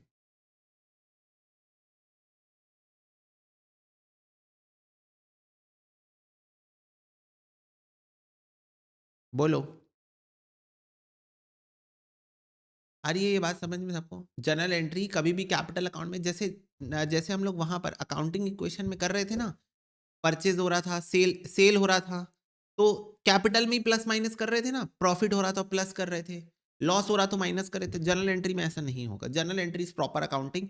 अकाउंटिंग इक्वेशन तो टाइम पास था, अकाउंटिंग इक्वेशन जस्ट आपको नॉलेज के लिए समझना था, ठीक है, तो वो आपने समझ लिया। Accounting equation is not the part of books of accounts. क्या ये बात सबको क्लियर है? Accounting equation books of accounts का भी पार्ट नहीं है। देखो, जब मैं तुमको यहाँ पर बता रहा था कि बुक्स ऑफ अकाउंट्स के अंदर क्या क्या आता है, क्या मैंने कहीं पर भी अकाउंटिंग इक्वेशन वर्ड यूज किया है? नहीं, क्योंकि accounting equation books of accounts का पार्ट है ही नहीं। नहीं है बच्चों, वो जस्ट एक टाइम पास टॉपिक है जो आपके सिलेबस में है, अकाउंट्स का बेसिक है, और एग्जाम में क्वेश्चन उसके ऊपर आ सकता है, ऐसा चिटर पिटर छोटा मोटा सा। Okay, yes, okay. तो बच्चों जो आपने एडवांस पे किया है, कोई भी खर्चा आप कर रहे हो जिसका आपको अभी तक सर्विस नहीं मिला है या गुड्स नहीं मिला है, उसके अगेंस्ट में खर्चा आपने कर दिया, पेमेंट कर दी, पर गुड्स नहीं मिला या सर्विस नहीं मिला है, तो वो आपका एसेट बन के बैठे रहता है। और एसेट बन रहा है मतलब डेबिट, एसेट बन रहा है मतलब debit. Okay, yes. Explain again बेटा, एक्सप्लेन किया ना मैं फिर से। जब आप बोलते हो explain again, that means you are saying to explain the latest topic again. I explain the latest topic 2 times again, है ना? I explained already the latest topic 2 times. Again, 3 times before, 2 times again. Total 5 times. चलो, being advance made for HP printer. ठीक है, चलो आगे बढ़ो। Next, बच्चों आपने परचेस कर लिया है कैलकुलेटर 1,000 रुपए का। आपने कैलकुलेटर परचेस कर लिया है 1,000 रुपए का। बोलो,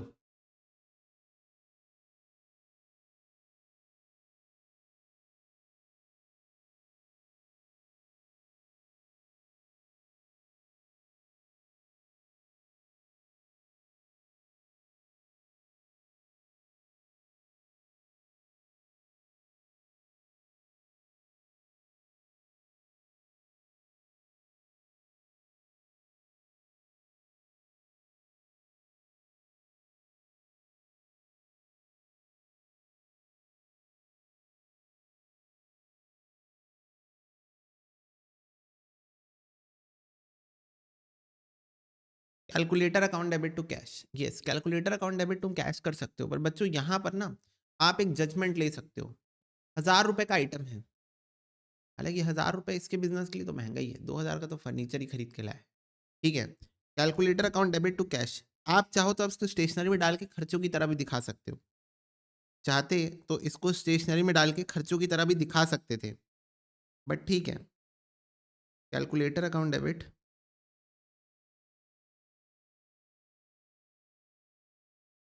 टू कैश। बेसिकली तुमने कैलकुलेटर लिख के इसको एक फिक्स एसेट बना दिया, समझ रहे हो ना? समझे मैं क्या बोला? तुम समझ पाए मैं क्या बोला? तुमने इसको कैलकुलेटर लिख के एक फिक्स एसेट बना दिया है। अब ये तुम्हारी बुक से बैठा रहेगा फिक्स एसेट बन के, पर ठीक भी है। क्यों? क्योंकि ये भाई इतना छोटा लेवल का बिजनेस है कि 2000 का तो फर्नीचर खरीदता है ये, समझ रहे हो? इतना छोटा लेवल का ये बिजनेस है कि 2000 का तो ये फर्नीचर खरीद के लाया है।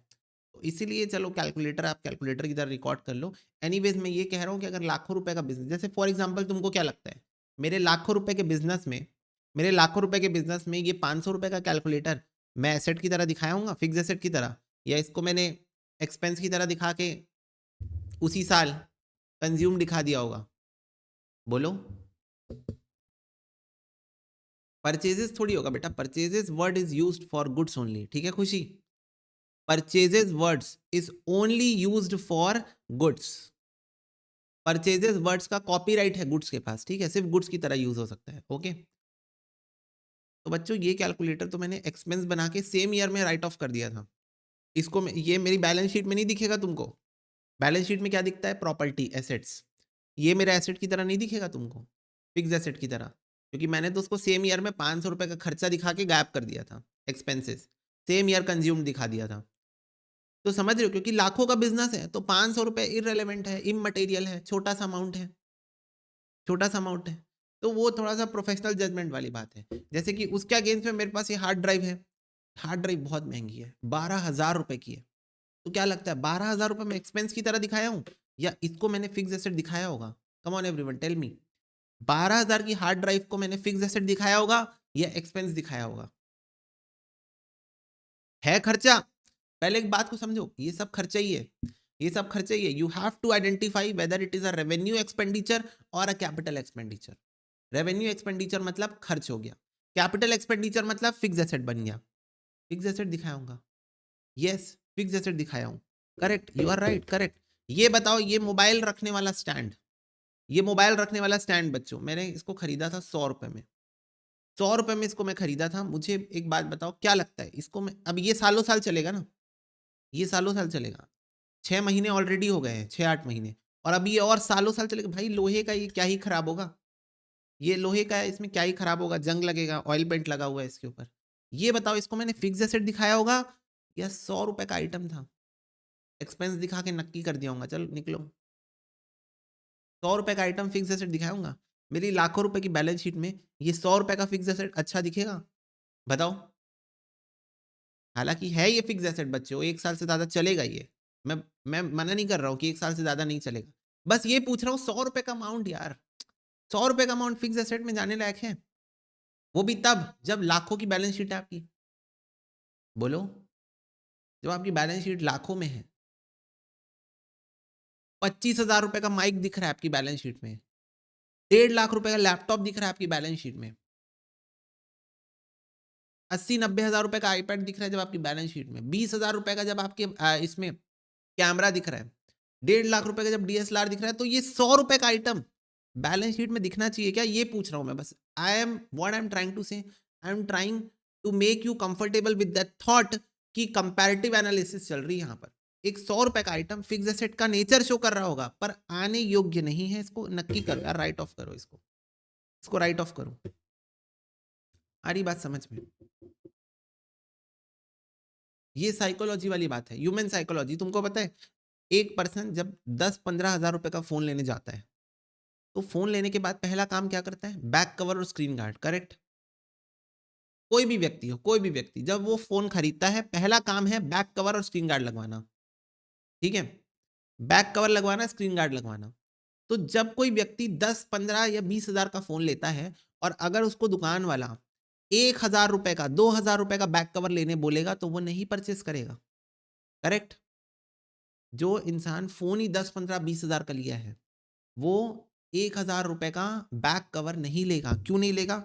एक बात बताओ, 1,000 रुपए 20,000 रुपए का कितना परसेंट होता है? कितना परसेंट होता है बताओ, अगर 1,000 का बैक कवर लिया जाए तो? ये होता है 20,000 का 5%। तो उस व्यक्ति के दिमाग में कंपैरेटिव एनालिसिस आएगी। क्या आएगी कि भाई जितने का फोन लिया उसका 5% तो बैक कवर में ही लग गया, उसका 5% तो बैक कवर में ही लग गया। लेकिन अगर एक व्यक्ति जो आईफोन खरीदा है, आईफोन कितने का आता है बच्चों? ऑन एन एवरेज आईफोन मैं बोल सकता हूं 1,20,000 का आता है ऑन एन एवरेज। और अगर तुम उसको बोलोगे 1,000 रुपए का बैक कवर लगा लो, तुम उसको बोलोगे अगर 1,000 रुपए का बैक कवर लगा लो अपने फोन में, तो वो व्यक्ति एक बार में मान जाएगा। वो व्यक्ति एक बार में मान जाएगा, क्योंकि उसके हिसाब से उसकी फोन की वैल्यू का बस 0.83% का बैक कवर है। तो ये क्या है? ये साइकोलॉजी वाली बात है कि वही 1,000 का बैक कवर तब महंगा था जब आप 20,000 का फोन खरीदे, और वही 1,000 रुपए का बैक कवर सस्ता हो गया जब आप एक आईफोन खरीदे। आ रही बात समझ में? वही 1,000 का बैक कवर तब महंगा था जब 20,000 से कंपेयर कर रहे थे, और वही 1,000 का कवर सस्ता हो गया जब 1,20,000 से कंपेयर कर रहे हो। क्या क्लियर है? ये साइकोलॉजी वाली बात है, ह्यूमन साइकोलॉजी वाली बात। तो ये सब प्रोफेशनलिज्म तुम ओवर द टाइम सीखोगे, मैं सिखाऊंगा तुमको। एज ऑफ नाउ इसको कैलकुलेटर लिखो, आगे बढ़ो, ठीक है? धीरे धीरे करके मैं तुमको सिखाऊंगा कि कैसे तुम इन चीजों को जज कर सकते हो, जजमेंट, प्रोफेशनल जजमेंट ला सकते हो अपने अंदर। अब ये तो मेरा बिजनेस है, तो मैंने प्रोफेशनल जजमेंट लाई। बच्चों अगर मैं इसको कैलकुलेटर दिखा देता तो क्या कोई आपत्ति होती? मेरी बैलेंस शीट में मैं इसको दिखा देता फिक्स एसेट, 1 साल से ज्यादा यूज कर रहा हूं मैं, 1 साल से ज्यादा नहीं बच्चों, मैं ये कैलकुलेटर 3 साल से यूज कर रहा हूं। This is the third year of usage of this calculator. I bought this calculator when I M in the second year of articleship. Then my articleship got completed. I gave my CA final exam with this calculator. I passed my CA final exam in the first attempt itself with this calculator with a very good marks, and I am still using this calculator for teaching you. तो बच्चों ये calculator मैं अपने balance sheet में fix asset की तरह दिखा सकता हूँ ना, कोई प्रॉब्लम तो नहीं है ना? Calculator account debit to cash 500 रुपए दिखा सकता हूँ ना बैलेंस शीट में? हाँ दिखा सकता हूँ, पर मेरी प्रोफेशनल जजमेंट थी कि मैं 500 रुपए का आइटम फिक्स एसेट नहीं दिखाना चाहता। क्यों दिखाऊं? No need. ये मेरी प्रोफेशनल जजमेंट थी, तो मैंने नहीं दिखाया, क्योंकि मेरे हिसाब से बहुत छोटा अमाउंट है, मेरे हिसाब से बहुत छोटा अमाउंट है, ठीक है? 2023 निकिता, चलो calculator account debit to cash, यहां पर लिखेंगे हम B, calculator bought, okay done. आगे बढ़ो आगे बढ़ो। नेक्स्ट है जनवरी 4 को purchase computer through cheque 13,000।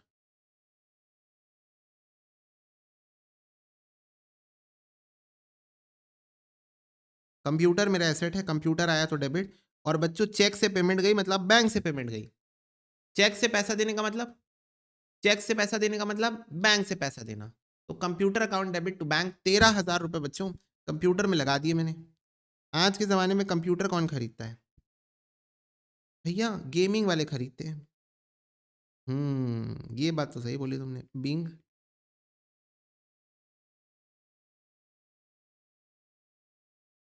Computer bought, okay. Next 6 तारीख को पेड फॉर पोस्टेज 150 रुपए, 6 तारीख को बच्चों January 6 पेड फॉर पोस्टेज। तो पोस्टेज क्या है बच्चों? खर्चा है। Postage account debit to cash account, खर्चे डेबिट होते हैं ना? बोलो, खर्चे डेबिट होते हैं ना?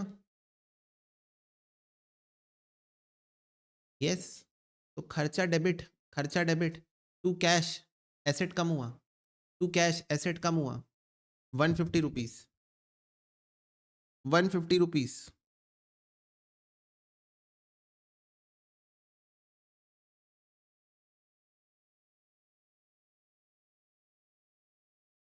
पोस्टेज का खर्चा बच्चों 8 तारीख को हमने गुड सेल्ड किए, सोल्ड किए हैं कैश में, 8 तारीख को।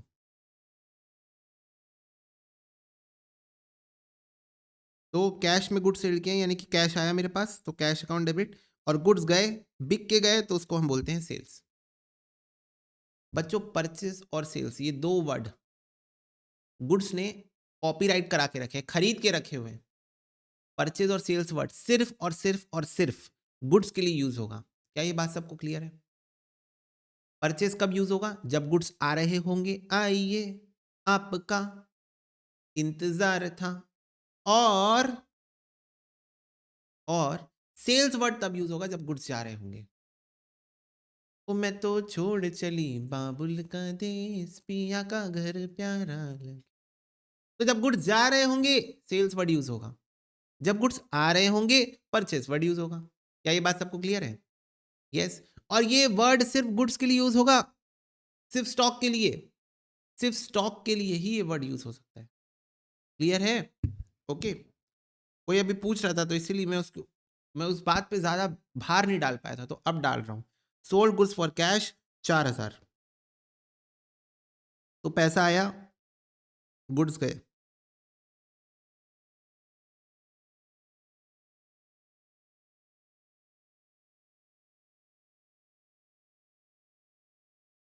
Okay, next. जनवरी 9, sold goods to Messrs Sharda and company 10,000 रुपए। तो ये पक्का क्रेडिट ट्रांजेक्शन है। Sharda and company account debit, कौन बन गया? ये मेरा डेटर बन गया। डेटर लिखने की जरूरत नहीं है, बस तुम लोगों को समझाने के लिए लिख रहा हूं। तुमको डेटर लिखने की जरूरत नहीं है, तुमको डेटर लिखने की जरूरत नहीं है, बस तुमको समझाने के लिए लिख रहा हूं। Sharda and company account debit to sales account, ठीक है। क्रेडिट सेल्स हुई है बच्चों ये 10,000 रुपए की।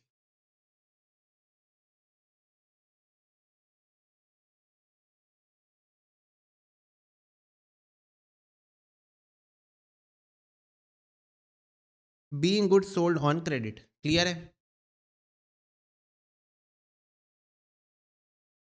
नहीं Nikita, it's not a capital expenditure. I told you ना कि उसका बेनिफिट बेटा।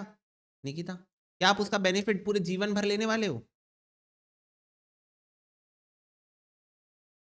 बोलो, क्या आप उसका बेनिफिट पूरे जीवन भर लेने वाले हो क्या? नहीं, 6 महीना लेने वाले हो, 6 महीना बस। ठीक है, 6 महीना भी नहीं, 3 महीना 4 महीना मैक्सिमम। समझ रहे हो? तो अब वही बोल रहा हूँ, it's a matter of professional judgement. Over the time तुमको समझ में आएगा। अभी तो बेटा जस्ट तुमने स्टार्ट किया है, ठीक है। अभी तो तुमने बस स्टार्ट किया है, just you have just started. Clear है? ओके। नेक्स्ट है पेड कार्टेज।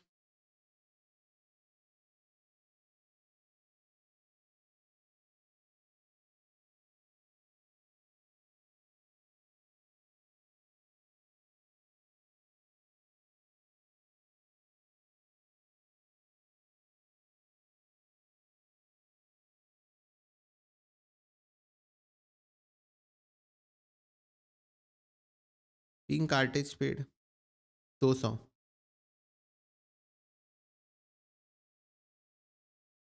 नेक्स्ट, जनवरी 15 paid to Messrs Singh and company on account 17,500।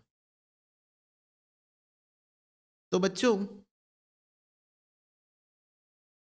हमने मेसर सिंह एंड कंपनी जिससे हमने उधार में सामान खरीदा था उनको पेमेंट की है 17,500 रुपए। हमने मेसर सिंह एंड कंपनी से उधार में सामान खरीदा था, ओके। उधार में सामान खरीदा था, 17,500 रुपए की पेमेंट कर दी है, ठीक है। 17,500 रुपए की पेमेंट कर दिया। अब मेरे को बस एक बात बताओ, क्या इस ट्रांजेक्शन में कहीं पर भी लिखा है फुल सेटलमेंट, डिस्काउंट, ऐसा कुछ भी लिखा है? एक बार ध्यान से पढ़ो और मुझे बताओ, क्या यहां पर कहीं पर भी लिखा है फुल सेटलमेंट, डिस्काउंट? हाँ निकिता, आप उसको अपने पास लाइफ टाइम रख सकते हो, दिखा दो आप उसको एसेट की तरह, कोई दिक्कत की बात नहीं है। लेकिन जब आपको अकाउंटिंग की पूरी नॉलेज हो जाएगी तो उसके बाद आपका ये पॉइंट ऑफ व्यू चेंज हो जाएगा, ठीक है। तो let's wait for the day when your point of view is going to change, ठीक है। ओके। तो बच्चों यहां पर इस ट्रांजेक्शन में ना ही कहीं वर्ड लिखा है फुल सेटलमेंट, ना ही कहीं वर्ड लिखा है डिस्काउंट। इसका मतलब ये है कि 20,000 में से अभी आप 17,500 की पेमेंट कर रहे हो, बाद में 2,500 रुपये और पे कर दोगे। आ रही बात समझ में? इसका मतलब ये है कि 20,000 में से 17,500 रुपये आप अभी पे कर दे रहे हो और 2,500 की पेमेंट बाद में करोगे फ्यूचर में कभी। आ रही बात समझ में? तो जब तक क्वेश्चन में लिखा ना हो full settlement word,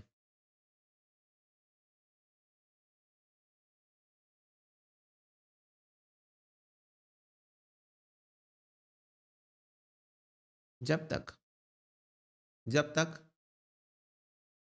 full settlement word या डिस्काउंट वर्ड ना लिखा हो तब तक आप उसको डिस्काउंट नहीं मान सकते। क्या ये बात क्लियर है? Yes, okay.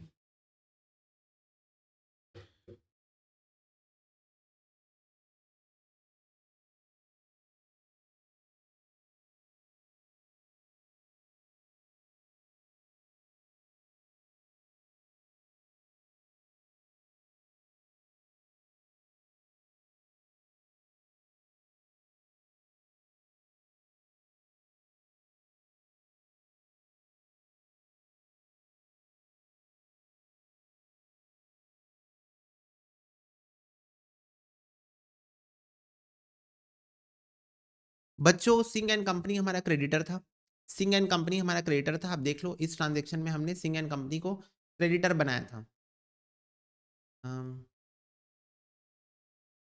ये देखो इस ट्रांजेक्शन में हमने सिंह एंड कंपनी को क्रेडिटर बनाया था। यहां पर हम सिंह एंड कंपनी को पेमेंट कर रहे हैं तो क्रेडिटर कम होगा तो डेबिट होगा, क्रेडिटर कम हो रहा है तो डेबिट होगा, कैश कम हो रहा है तो क्रेडिट होगा। ओके, बोलो। कैश कम हो रहा है तो क्रेडिट होगा। क्लियर है ये बात? बोलो।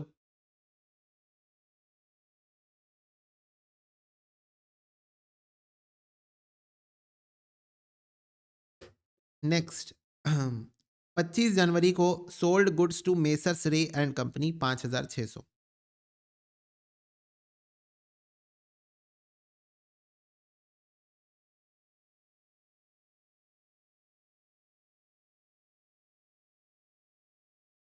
क्रेडिट सेल्स है बच्चों ये 5,600 रुपए का।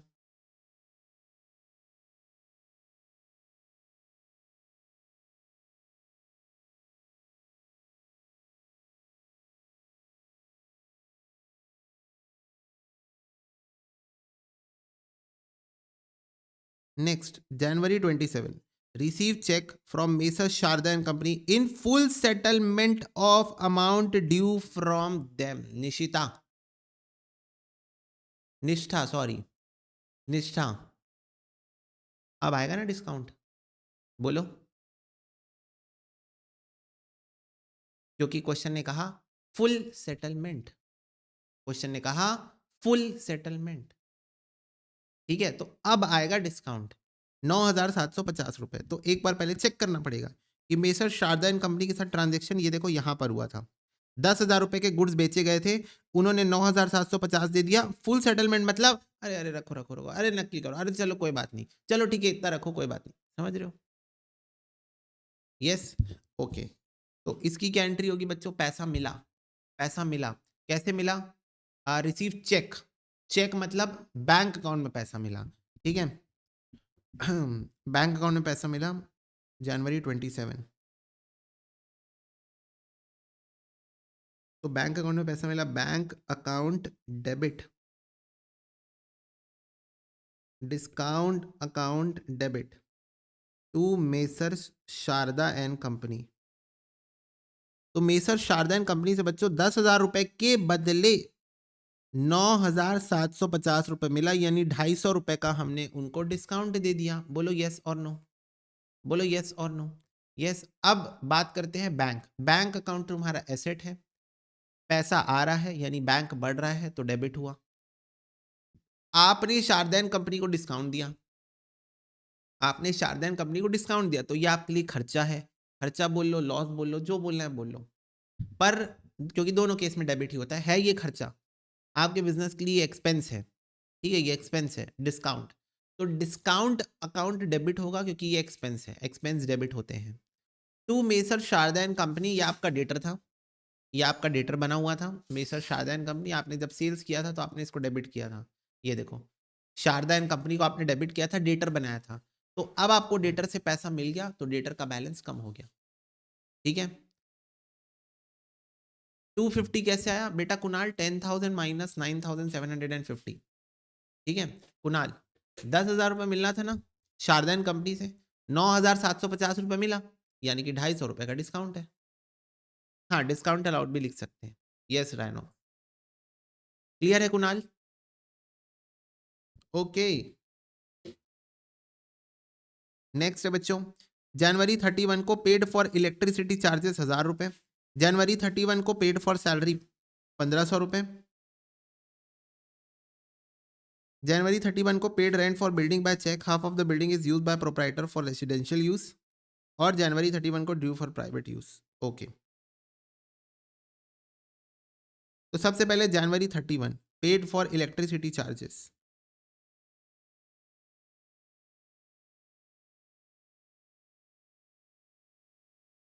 Electricity charges account debit to cash.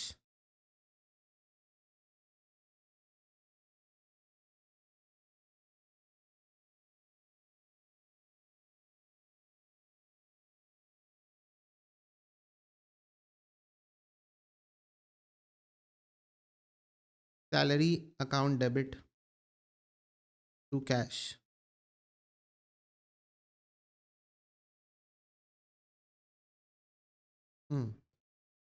Electricity 1000, salary 1500।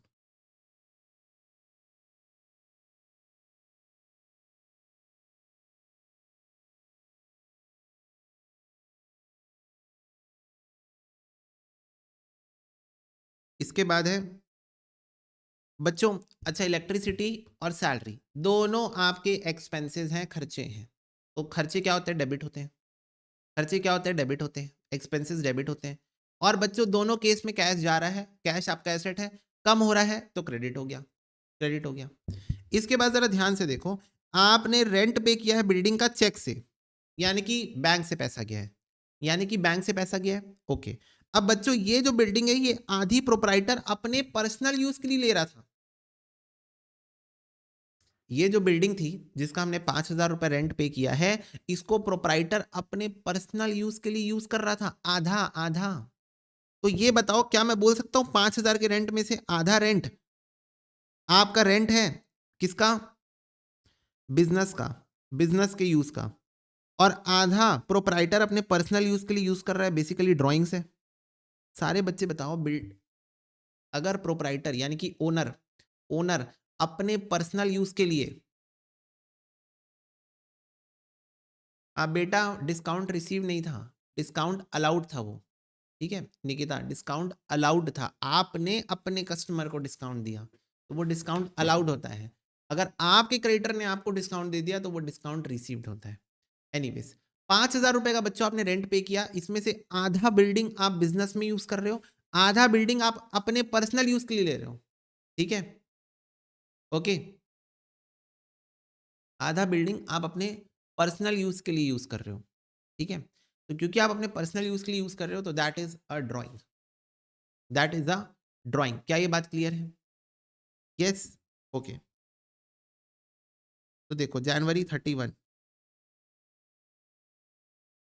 January 31 rent account debit. Rent बच्चों खर्चा है, रेंट आपके लिए खर्चा है, एक्सपेंस है, तो डेबिट होता है, डेबिट होता है, रेंट अकाउंट डेबिट, ठीक है।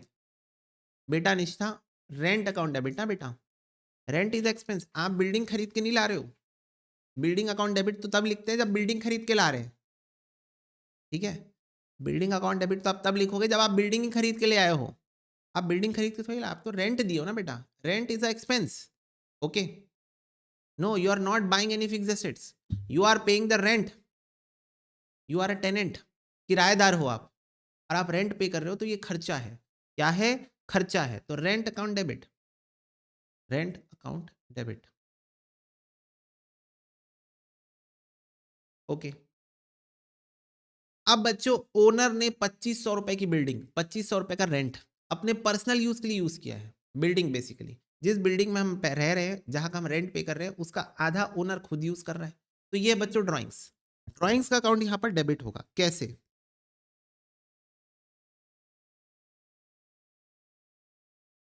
ड्राइंग्स का अकाउंट यहां पर डेबिट होगा कैसे?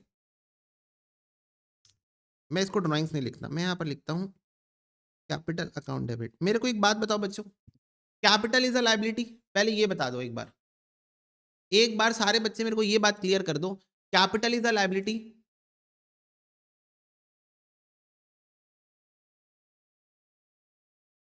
यस अर्नब, बताता हूं, ठीक है। Capital is a liability, yes. Liability कम होती है तो डेबिट होती है, लायबिलिटी बढ़ती है तो क्रेडिट होती है, कम होती है तो डेबिट होती है। हाँ, यस, ओके। तो अब एक बार ध्यान से सुनो, ये बताओ, बिजनेस ने 5,000 रुपए का रेंट पे किया, बिजनेस ने 5,000 रुपए का रेंट पे किया, जिसमें से 2,500 रुपए के रेंट का फायदा ओनर अपने पर्सनल यूज के लिए ले रहे हैं, बोलो हाँ। जिसमें से आधा 2,500 का बेनिफिट ओनर अपने पर्सनल यूज के लिए ले रहा है। तो ये बताओ, बिजनेस बिजनेस ओनर के कैपिटल को कम कर देगा, बोलेगा कि बेटा 2,500 रुपए तूने मेरे से पे करवा दिए, अपने अपने रेंट के, रह खुद रहे उस घर में, personal use, personal use, personal use use कर रहा है 2,500 और तूने मेरे से पे करा दिए, चल तेरा कैपिटल कम कर देता हूं मैं, तेरे को 2,500 रुपए कम दूंगा मैं अब। समझ रहे हो बिजनेस क्या बोल रहा है, बिजनेस क्या बोल रहा है ओनर को, कि अब मैं आपको 2,500 कम पे करूंगा। क्यों? क्योंकि आपने मुझसे रेंट पे करा लिया अपने पर्सनल यूज का, आपने मुझसे रेंट पे करा लिया, आपने मुझसे रेंट पे करा लिया अपने पर्सनल यूज का, बोलो। तो मैं आपका कैपिटल कम कर दूंगा 2,500 रुपए से, मान लूंगा कि मैंने आपको 2,500 रुपए पे कर दिए। बच्चों कैपिटल लायबिलिटी है, बोलो यस और नो, कैपिटल लायबिलिटी है ना, बोलो यस और नो, यस और no, capital is a liability, capital is a liability. Business ने 2,500 रुपए का रेंट पे किया ओनर के पर्सनल यूज के लिए, बिजनेस ने 2,500 रुपए का रेंट पे किया ओनर के पर्सनल यूज के लिए, तो बोलेगा चल 2,500 रुपए की लायबिलिटी मैंने पे कर दी, मैं मान लेता हूं, कैपिटल को कम कर देगा 2,500 से, 2,500 रुपए से कैपिटल को कम कर देगा, डेबिट कर देगा, डेबिट कर देगा, बोलेगा मैंने मान लिया कि मैंने 2,500 पे कर दिया, ठीक है। टू कैश, टू कैश 5,000 रुपए, 5,000 रुपए का रेंट पे हुआ है, 2,500 रुपए बिजनेस का रेंट ही है तो रेंट के नाम से ही आएगा, और 2,500 रुपए बच्चों कैपिटल से कम हो जाएगा। अब बस एक बात याद रखो कि जब आप कैपिटल को कम करते हो, जब ओनर बिजनेस से कोई भी बेनिफिट पर्सनल यूज के लिए लेके जाता है, जब ओनर बिजनेस से कोई भी बेनिफिट, ओनर बिजनेस से कोई भी बेनिफिट पर्सनल यूज के लिए लेके जाता है, तो उसको कैपिटल, वो है कैपिटल ही, वो जाएगा कैपिटल में ही, कैपिटल से ही माइनस होगा, कैपिटल से ही होगा सब कुछ, लेकिन बस उसका नाम चेंज करके हम कैपिटल की जगह बोलते हैं ड्राइंग्स, बस उसका नाम चेंज करके बच्चों हम कैपिटल की जगह उसको ड्राइंग्स बोलते हैं, बस, और कोई बात नहीं है। हाँ निकिता, कोई इंपैक्ट नहीं होगा, कोई इंपैक्ट नहीं होगा, बट अगेन अभी मैं अर्नब को भी वही एक्सप्लेनेशन देने वाला हूं, again just to create differentiation, just to create differentiation, ठीक है, हम ऐसा करते हैं ताकि हम सेग्रीगेट कर सके कि कौन सा ट्रांजेक्शन किस चीज को रिप्रेजेंट कर रहा है। तो despite of writing narration we use to change the name of the account itself, ताकि डिफरेंशिएशन हो सके, ओके। तो बच्चों है ये कैपिटल, ड्राइंग्स जाके कैपिटल में ही माइनस होता है, इस बात को समझो, ड्राइंग्स जाके कैपिटल के बैलेंस को ही कम करता है, ड्राइंग्स जाके कैपिटल के बैलेंस को ही कम करने का काम करता है, लेकिन यहाँ कैपिटल ना लिख के आप ड्राइंग्स लिखोगे, क्या आप कैपिटल लिख सकते हो? हाँ लिख सकते हो, एब्सोल्युटली लिख सकते हो, कोई प्रॉब्लम नहीं है, you can write capital here, but फिर नरेशन में एक्सप्लेन करना पड़ेगा तुमको कि being drawings made by proprietor, being rent paid half of the which is used by proprietor for personal use, तो उससे बेटर ड्राइंग्स लिख देते हैं ना, तो समझ में आ जाता है पढ़ के, यार ये तो प्रोप्राइटर के पर्सनल यूज के लिए गया है, पढ़ के ही समझ में आ जाता है। और 2,500 रुपए का रेंट तो बिजनेस का ही खर्चा है, 2,500 रुपए का जो रेंट है, 2,500 रुपए का जो रेंट है वो तो बिजनेस का ही खर्चा है, किसका खर्चा है? बिजनेस का ही खर्चा है,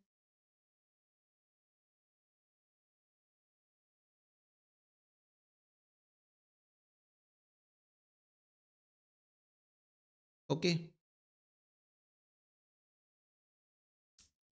yes Nikita, in accounting equation we use to do that, but final accounts में ऐसा नहीं करेंगे।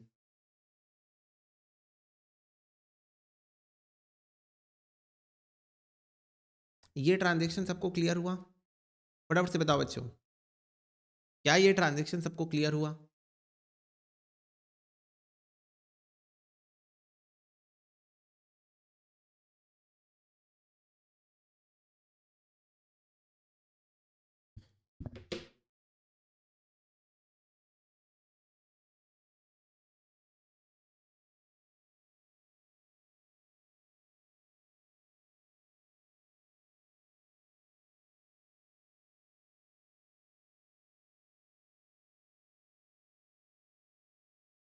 प्रोप्राइटर कौन होता है? Owner of the business for personal use. Last transaction है प्राइवेट यूज के लिए, आपने 3,500 रुपये निकाल लिए। प्राइवेट यूज के लिए आप 3,500 निकाल लिए। तो अगेन बच्चों, प्राइवेट यूज के लिए निकाले हैं तो हम आपके कैपिटल के बैलेंस को कम कर देंगे। आप बिजनेस का पैसा लेके जा रहे हो तो हम जो कैपिटल दिखा के रखे हैं, उधार दिखा के रखे हैं, लायबिलिटी दिखा के रखे हैं, उसको कम कर देंगे ना। आप पैसा ले गए तो हम आपका कैपिटल कम कर देंगे। ओनर अगर पैसा लेके जा रहा है, ओनर अगर पैसा लेके जा रहा है तो बिजनेस की तो लायबिलिटी है ओनर, कैपिटल है। कैपिटल क्या होता है? लायबिलिटी होता है। तो अगर ओनर पैसा बिजनेस में डालता है तो हम कैपिटल को बढ़ाते हैं, बोलो हाँ। ओनर जब बिजनेस में पैसे इन्वेस्ट करता है, पैसे लेके आता है, तो हम कैपिटल को बढ़ाते हैं। तो वैसे ही जब ओनर पैसे निकाल के लेके जा रहा है तो कैपिटल को कम करूं कि नहीं करूं, ये बताओ। किसी भी बहाने से लेके जाए, आधा रेंट पे करवा दे, एसेट ले जाए, गुड्स ले जाए, कैश ले जाए, किसी भी बहाने से लेके जाए, पैसा लेके जाएगा तो कैपिटल कम करूं कि नहीं करूं, ये बताओ। करो, कम करो। तो capital account debit to cash, how much? 3,500 रुपये। तो 3,500 रुपये कैश लेके गया वो कौन? ओनर। ओनर 3,500 रुपये कैश ले गया। यस।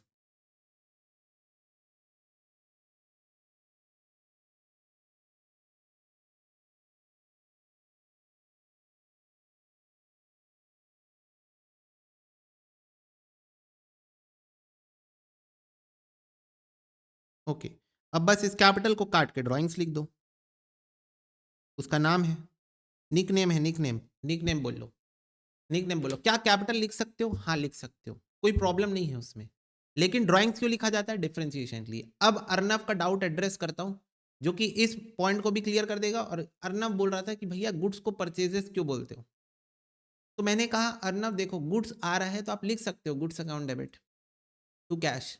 गुड्स जा रहा है तो आप लिख सकते हो cash account debit to goods, sale होके। लेकिन इससे ना goods goods goods goods account आप यूज करोगे तो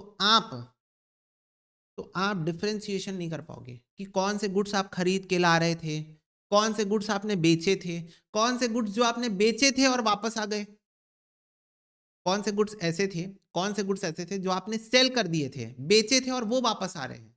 क्योंकि जो गुड्स बिक गए थे और वापस आ रहे हैं उसमें भी गुड्स डेबिट होगा, जो गुड्स आप खरीद के ला रहे हो उसमें भी गुड्स डेबिट होगा। तो आप डिफरेंशिएशन कैसे कर पाओगे?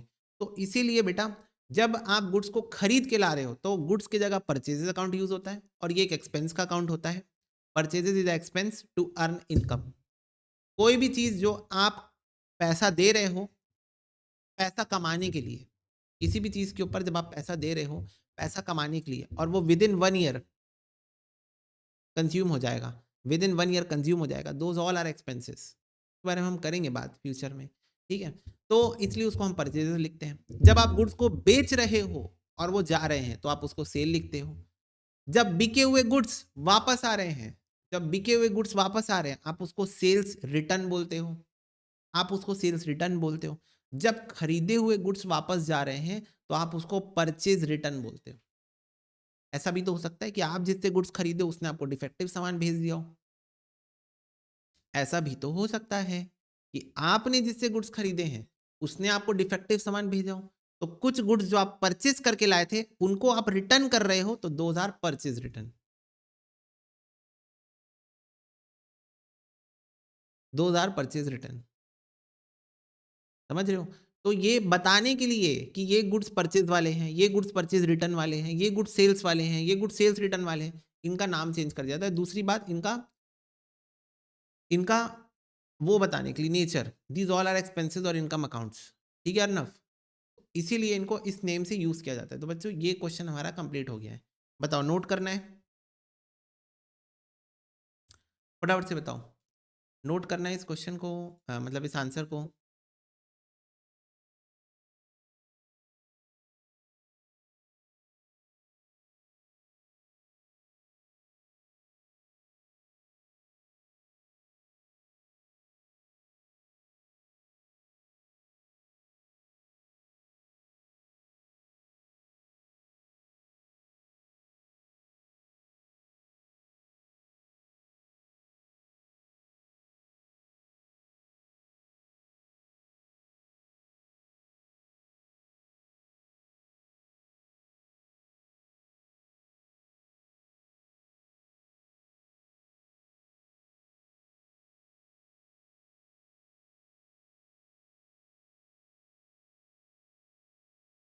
हो गया है? ओके, चलो ठीक है।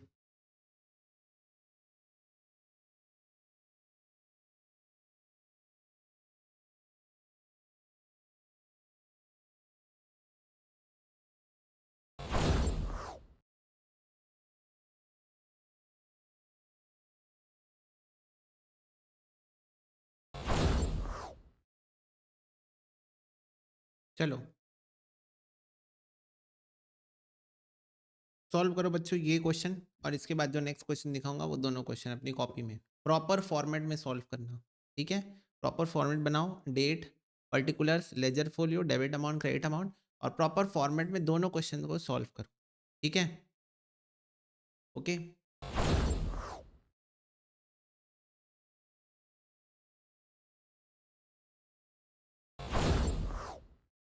Okay done. चलो बच्चों फटाफट से मैं एंट्रीज बोल रहा हूँ, आप लोग अपनी एंट्रीज मेरी एंट्रीज के साथ में मैच करके देखेंगे। ठीक है, स्टार्टेड बिजनेस विद कैश। बच्चों फटाफट से बताओ, cash account debit to capital account, बोलो।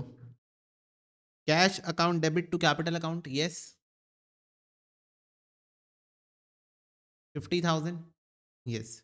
नेक्स्ट है बच्चों, deposit cheque from savings account in firm's account. अब यहां तुमने की होगी गड़बड़, फॉर श्योर यहां तुमने की होगी गड़बड़। ध्यान से पढ़ो, क्वेश्चन ने क्या बोला कि आपने सेविंग्स अकाउंट से पैसा निकाल के फर्म के अकाउंट में डाल दिया। किसके सेविंग्स अकाउंट की बात हो रही है यहाँ पर?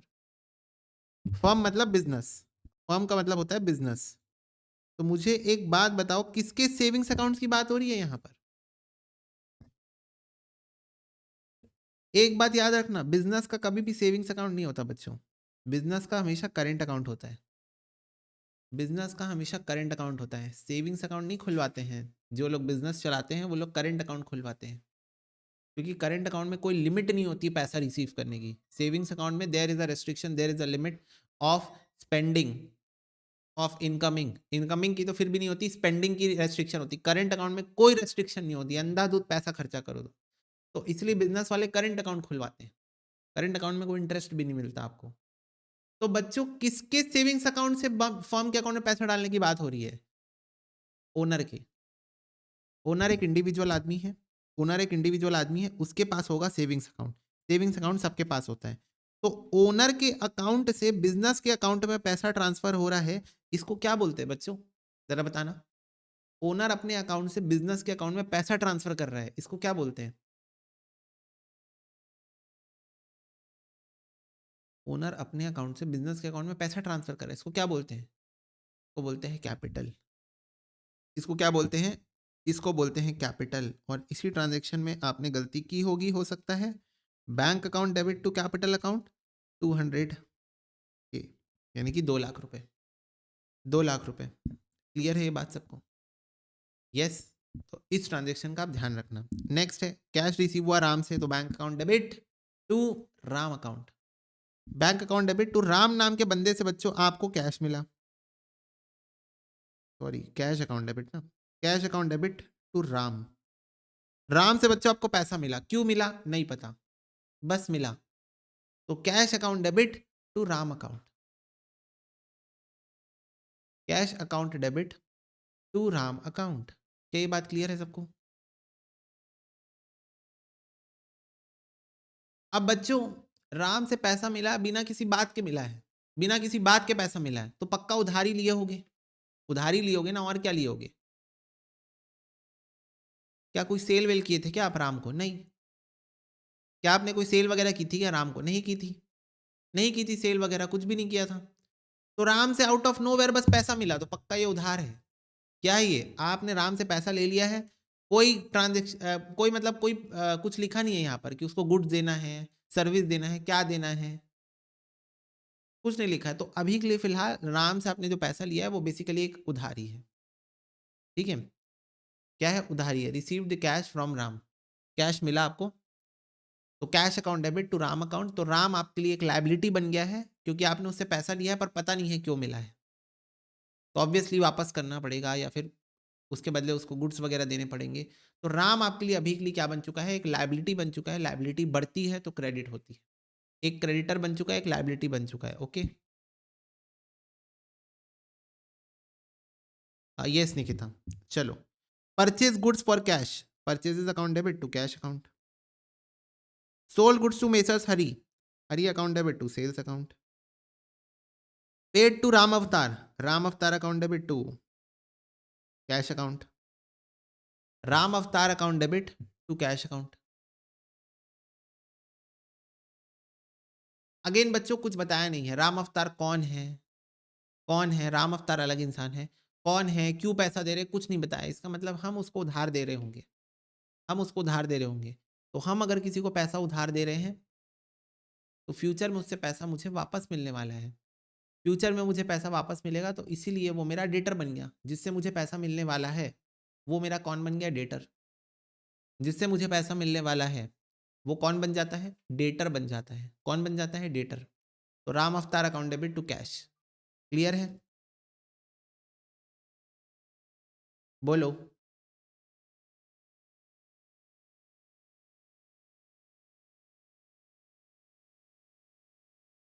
यस।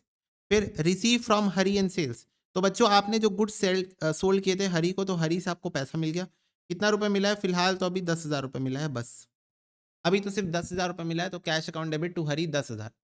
कोई डिस्काउंट नहीं है क्योंकि कोई फुल सेटलमेंट वर्ड यूज नहीं हुआ है। ठीक है, तो cash account debit to Hari. Bought furniture from SR furniture against cash. तो आपने कैश में फर्नीचर खरीदा, furniture account debit to cash account. Furniture account debit to cash account. Furniture account debit to cash account. Rent pay किया बच्चों, rent account debit to cash. Salary pay किया, salary account debit to cash. बताओ क्या ये question सबको clear है?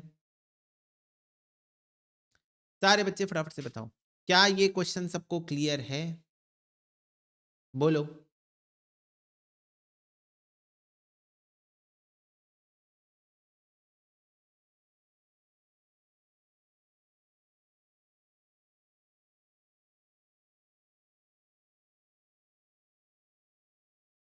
Yes, okay. चलो next question बच्चों। राकेश ने कमेंट्स किया बिजनेस विद कैश, तो cash account debit to capital account. बोलो। जून 2 वाला फिर से बताओ। जून 2 वाला, जून 2 वाला बेसिकली है कि आप अपने प्रोपराइटर सेविंग्स अकाउंट से बिजनेस के अकाउंट में पैसे डाल रहे हैं। इसका मतलब बिजनेस में पैसे इन्वेस्ट कर रहे हैं।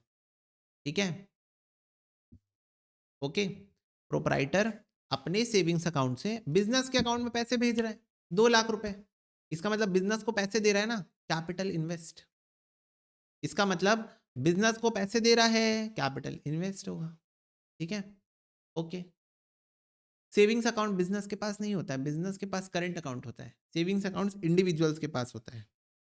चलो बच्चों, तो राकेश ने कमेंट्स किया अपना बिजनेस विद कैश, तो cash account debit to capital account. Goods purchase किए हैं कैश में, तो purchases account debit to cash account. Purchase किया गुड्स फ्रॉम मोहन से, तो purchases account debit to Mohan account. ठीक है, ओपन किया bank account with bank of India, तो bank account debit to cash account. ठीक है, bank account debit to cash account. Purchase furniture for office, तो furniture account debit to cash account. Furniture account debit to cash account. Sold goods for cash, cash account debit to sales. Cash account debit to sales. Okay. Sold goods to Ram, Ram account debit to sales. Ram account debit to sales account. Cash sales है बच्चों, तो cash account debit to sales. Cash account debit to sales account. Okay. Paid to Mohan on account, paid to Mohan on account, Mohan को पैसे दे दिए, तो Mohan account debit to cash. Mohan account debit to cash. ठीक है, आपने गुड्स परचेज किए थे ना मोहन से, 3,000 रुपए पे कर दिए। राम रिटर्न गुड्स कॉस्टिंग 500 रुपए। 500 रुपए के गुड्स बच्चों वापस आ रहे हैं। 500 रुपए के गुड्स जो हमने राम को बेचे थे वो वापस आ रहे हैं, तो sales return account debit to Ram.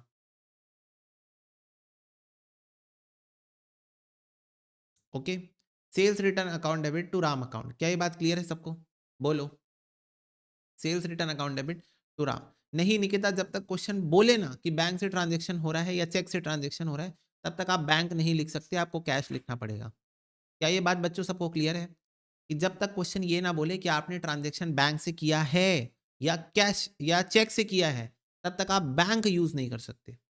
ठीक है, जनवरी 7 का क्या होगा बेटा, हमने बैंक अकाउंट ओपन किया है, 10,000 रुपए डिपॉजिट किए हैं, तो bank account debit to cash account. ठीक है खुशी, हमने बैंक अकाउंट ओपन किया बेटा, तो bank account debit to cash account, 10,000 रुपए डिपॉजिट कर दिए। ठीक है खुशी, ओके।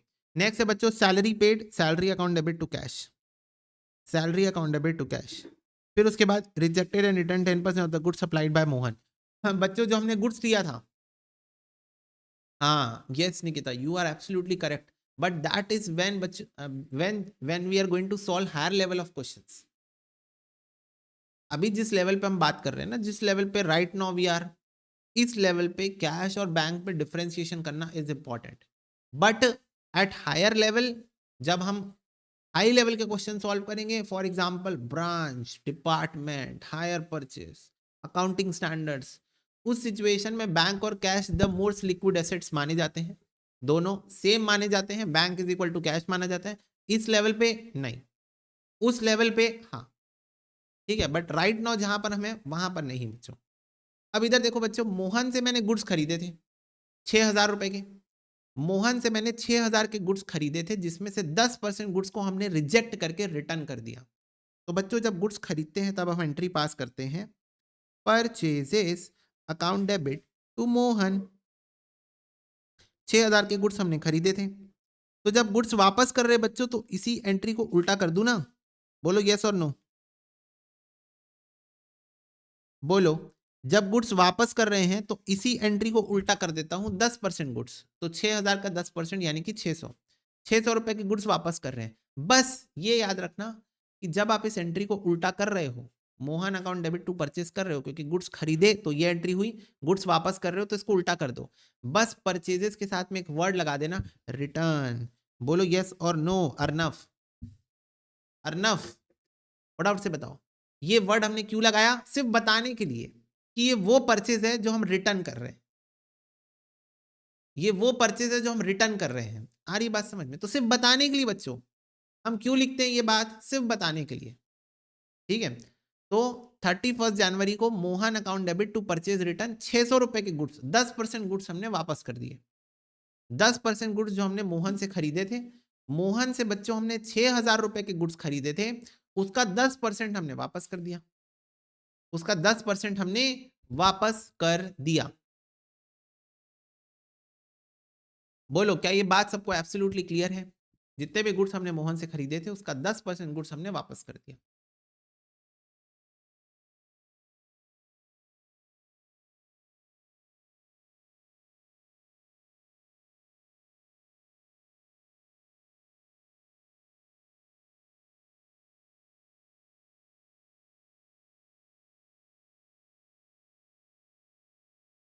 जनवरी 28 वाला क्या होगा, राम रिटर्न गुड्स। बेटा राम ने गुड्स रिटर्न किए तो ये सेल्स रिटर्न है खुशी, है ना? तो जब हमने राम को गुड्स बेचे थे यहां पर, तो हमने एंट्री पास की थी, Ram account debit to sales. जब राम हमें गुड्स वापस कर रहे हैं तो हम लिखेंगे sales account debit to Ram, उल्टा कर देंगे इसी एंट्री को।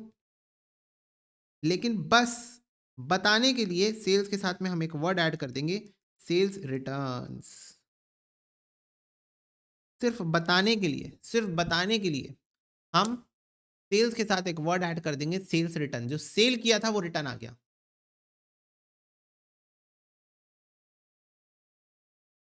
ओके, जो सेल किए थे वो रिटर्न आ गया, sales return account debit to Ram, sales return account debit to Ram. Clear है? बोलो बच्चों, इसका आंसर मैं ऐड कर दूंगा शीट में, इसी में स्क्रिबल में, तुम टेंशन मत लो। ठीक है, इसका प्रॉपर सारी एंट्रीज को मैं स्क्रिबल में ऐड कर दूंगा। ठीक है, यहीं पे तुमको मिल जाएगा, यहाँ पे तुमको इसका आंसर मिल जाएगा। ठीक है, क्या ये बात सबको समझ में आती है? बोलो, क्या ये दोनों क्वेश्चन और ये सारे क्वेश्चन बच्चों आपके क्वेश्चन बैंक में हैं? ठीक है, ये सारे क्वेश्चन मैं यहाँ पर आपको करा रहा हूँ, सब क्वेश्चन इसी सीक्वेंस में आपके क्वेश्चन बैंक में है। ठीक है, okay, yes I will upload it on drive, होगा अपलोड ये ड्राइव में, ऑब्वियसली ये सारी चीजें जो मैं क्लास में लिखता हूँ, question bank everything is going to be uploaded on drive. ठीक है, ओके बच्चों, ये बताओ जर्नल एंट्री बन रहा है कि नहीं बन रहा है, बस ये बता दो एक बार, बन रहा है कि नहीं बन रहा है जर्नल एंट्री?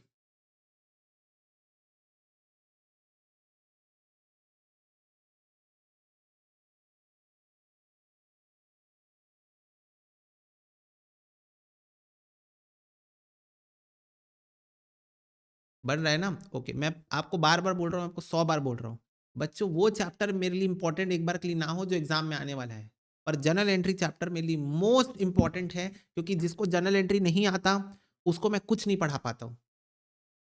क्योंकि मैं जब कोई भी चीज पढ़ा रहा होता हूँ, बड़े चैप्टर जब आते हैं, बड़े भयंकर भारी चैप्टर जब आते हैं, तो मेरा पूरा पूरा फोकस होता है उस चैप्टर का कॉन्सेप्ट पढ़ाने में, और वहां बैठ के अगर मैं तुमको जर्नल एंट्री का कॉन्सेप्ट पढ़ाऊंगा तो उस चैप्टर को कब पढ़ाऊंगा? आ रही बात समझ में?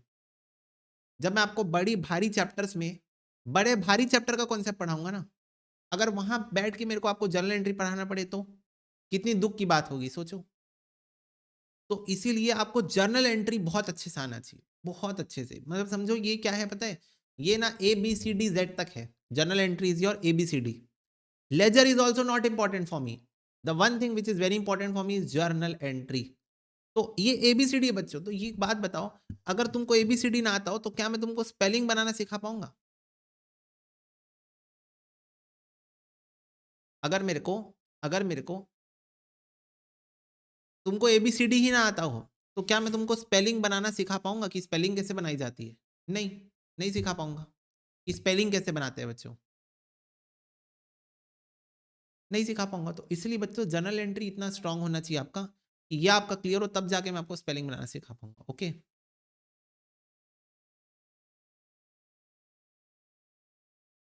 Yes, because it is very important. Last वाला ट्रांजेक्शन फिर से बताओ बेटा। लास्ट वाले ट्रांजेक्शन में हमने रिजेक्ट करके रिटर्न कर दिए 10% गुड्स जो कि हमने मोहन से खरीदे थे। तो यहाँ देखो, हमने गुड्स परचेज किए थे मोहन से 6,000 रुपए के, करेक्ट खुशी बेटा?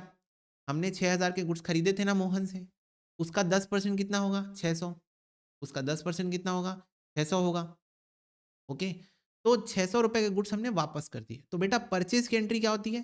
Purchases account debit to Mohan account. ये गुड्स हैं, ये गुड्स आए, डेबिट हो गए, और मोहन से मैंने उधार में सामान खरीदा है तो मोहन को मैंने क्रेडिट कर दिया, लाइबिलिटी है ये, लाइबिलिटी बढ़ती है तो क्रेडिट होती है 6,000 रुपए। अब इसका 10% गुड्स मैं वापस कर रहा हूं, तो इसी एंट्री को रिवर्स कर दो। मोहन का जो उधार था उसको 600 से कम कर दो, क्योंकि 600 के गुड्स तो मैंने वापस कर दिए, 600 के गुड्स तो मैंने वापस कर दिए। तो मोहन का जो उधार था 600 उसको कम कर दो, तो मोहन को डेबिट करके, मोहन कौन है? लाइबिलिटी है, क्रेडिटर है, तो क्रेडिटर को कम करना है तो डेबिट करते हैं, लाइबिलिटी को कम करना है तो डेबिट करते हैं। ओके, तो हमने डेबिट कर दिया। और टू परचेजेस बच्चों, गुड्स जा रहे हैं तो गुड्स को क्रेडिट कर दो, गुड्स कम हो रहे हैं तो उसको क्रेडिट कर दो। अच्छा, किस नाम से क्रेडिट करोगे? जो परचेज किया था वो रिटर्न कर रहे हो तो परचेज रिटर्न। किस नाम से क्रेडिट करोगे? किस नाम से क्रेडिट करोगे? जो परचेज किया था वो रिटर्न करो। देखो बच्चों, इधर एक बात को आप तुम समझो, हालांकि इसको मैं बाद में अपने इस पॉइंट को चेंज कर दूंगा, लेकिन अभी के लिए just for the sake of this time, ठीक है, गुड्स आ रहे हैं तो परचेजेस, खरीद के आ रहे हैं तो, गुड्स जा रहे हैं बिक के सेल होके तो सेल्स बोलोगे, गुड्स वापस आ रहे हैं, कौन से वाले? जो आपने सेल किए थे वो वापस आ रहे हैं तो उसको सेल्स रिटर्न बोलते हो। और गुड्स जो जा रहे हैं, कौन से वाले? जो आप खरीद के लाए थे और वापस कर रहे हो क्योंकि डिफेक्टिव है, खरीद के लाए थे वापस कर रहे हो तो उसको बोलते हैं परचेज रिटर्न। अब देखो, यहां पर गुड्स आ रहे हैं तो डेबिट, यहां पर गुड्स जा रहा है तो क्रेडिट, यहां पर गुड्स आ रहा है तो ये भी डेबिट होता है, यहां पर गुड्स जा रहा है तो ये क्रेडिट होता है। क्या ये बात सबको क्लियर है बच्चों? गुड्स ही ये चारों अकाउंट गुड्स ही है, purchase sale, purchase return, sales return, ये चारों अकाउंट गुड्स ही है। बस नाम लिख के इसलिए बताया जाता है ताकि आपको पता तो चले कि इस ट्रांजेक्शन में गुड्स सेल्स रिटर्न के कारण आ रहा है, इस ट्रांजेक्शन में गुड्स परचेजेस के कारण आ रहा है, इस ट्रांजेक्शन में गुड्स सेल्स के कारण जा रहा है, इस ट्रांजेक्शन में गुड्स परचेज रिटर्न के कारण जा रहा है। तो जस्ट बताने के लिए इसका नामकरण कर देते हैं, किसका? गुड्स का। क्या ये बात सबको क्लियर है? बोलो। हालांकि जब मैं तुम लोगों को गोल्डन रूल्स ऑफ अकाउंटिंग बताऊंगा तब purchases is going to be your expense, sales is going to be your income, sales return is going to be reduction in income, और purchase return is going to be reduction in expense. तो इसका पूरा meaning ही change हो जाएगा उस time पे, लेकिन उससे मुझे कोई फर्क नहीं पड़ेगा, जर्नल एंट्री को भी कोई फर्क नहीं पड़ेगा, ठीक है। सिर्फ कॉन्सेप्ट उस टाइम पे तुमको बताया जाएगा, when I am going to tell you about the golden rules of accounting, ठीक है। Personal account, real account, nominal account. Okay बच्चों, डन है ये बात सबको? यस, अभी मेरे को जर्नल एंट्री सिखाना है, तो ये फंडा मेरे लिए फिट बैठ रहा है, तो मैं इसी फंडे से आगे बढ़ रहा हूँ to tell you about journal entries. Okay, चलो बच्चों, तो आज की क्लास में बस इतना ही, मिलते हैं अगले वीडियो में, तब तक के लिए God bless you, take care and bye bye.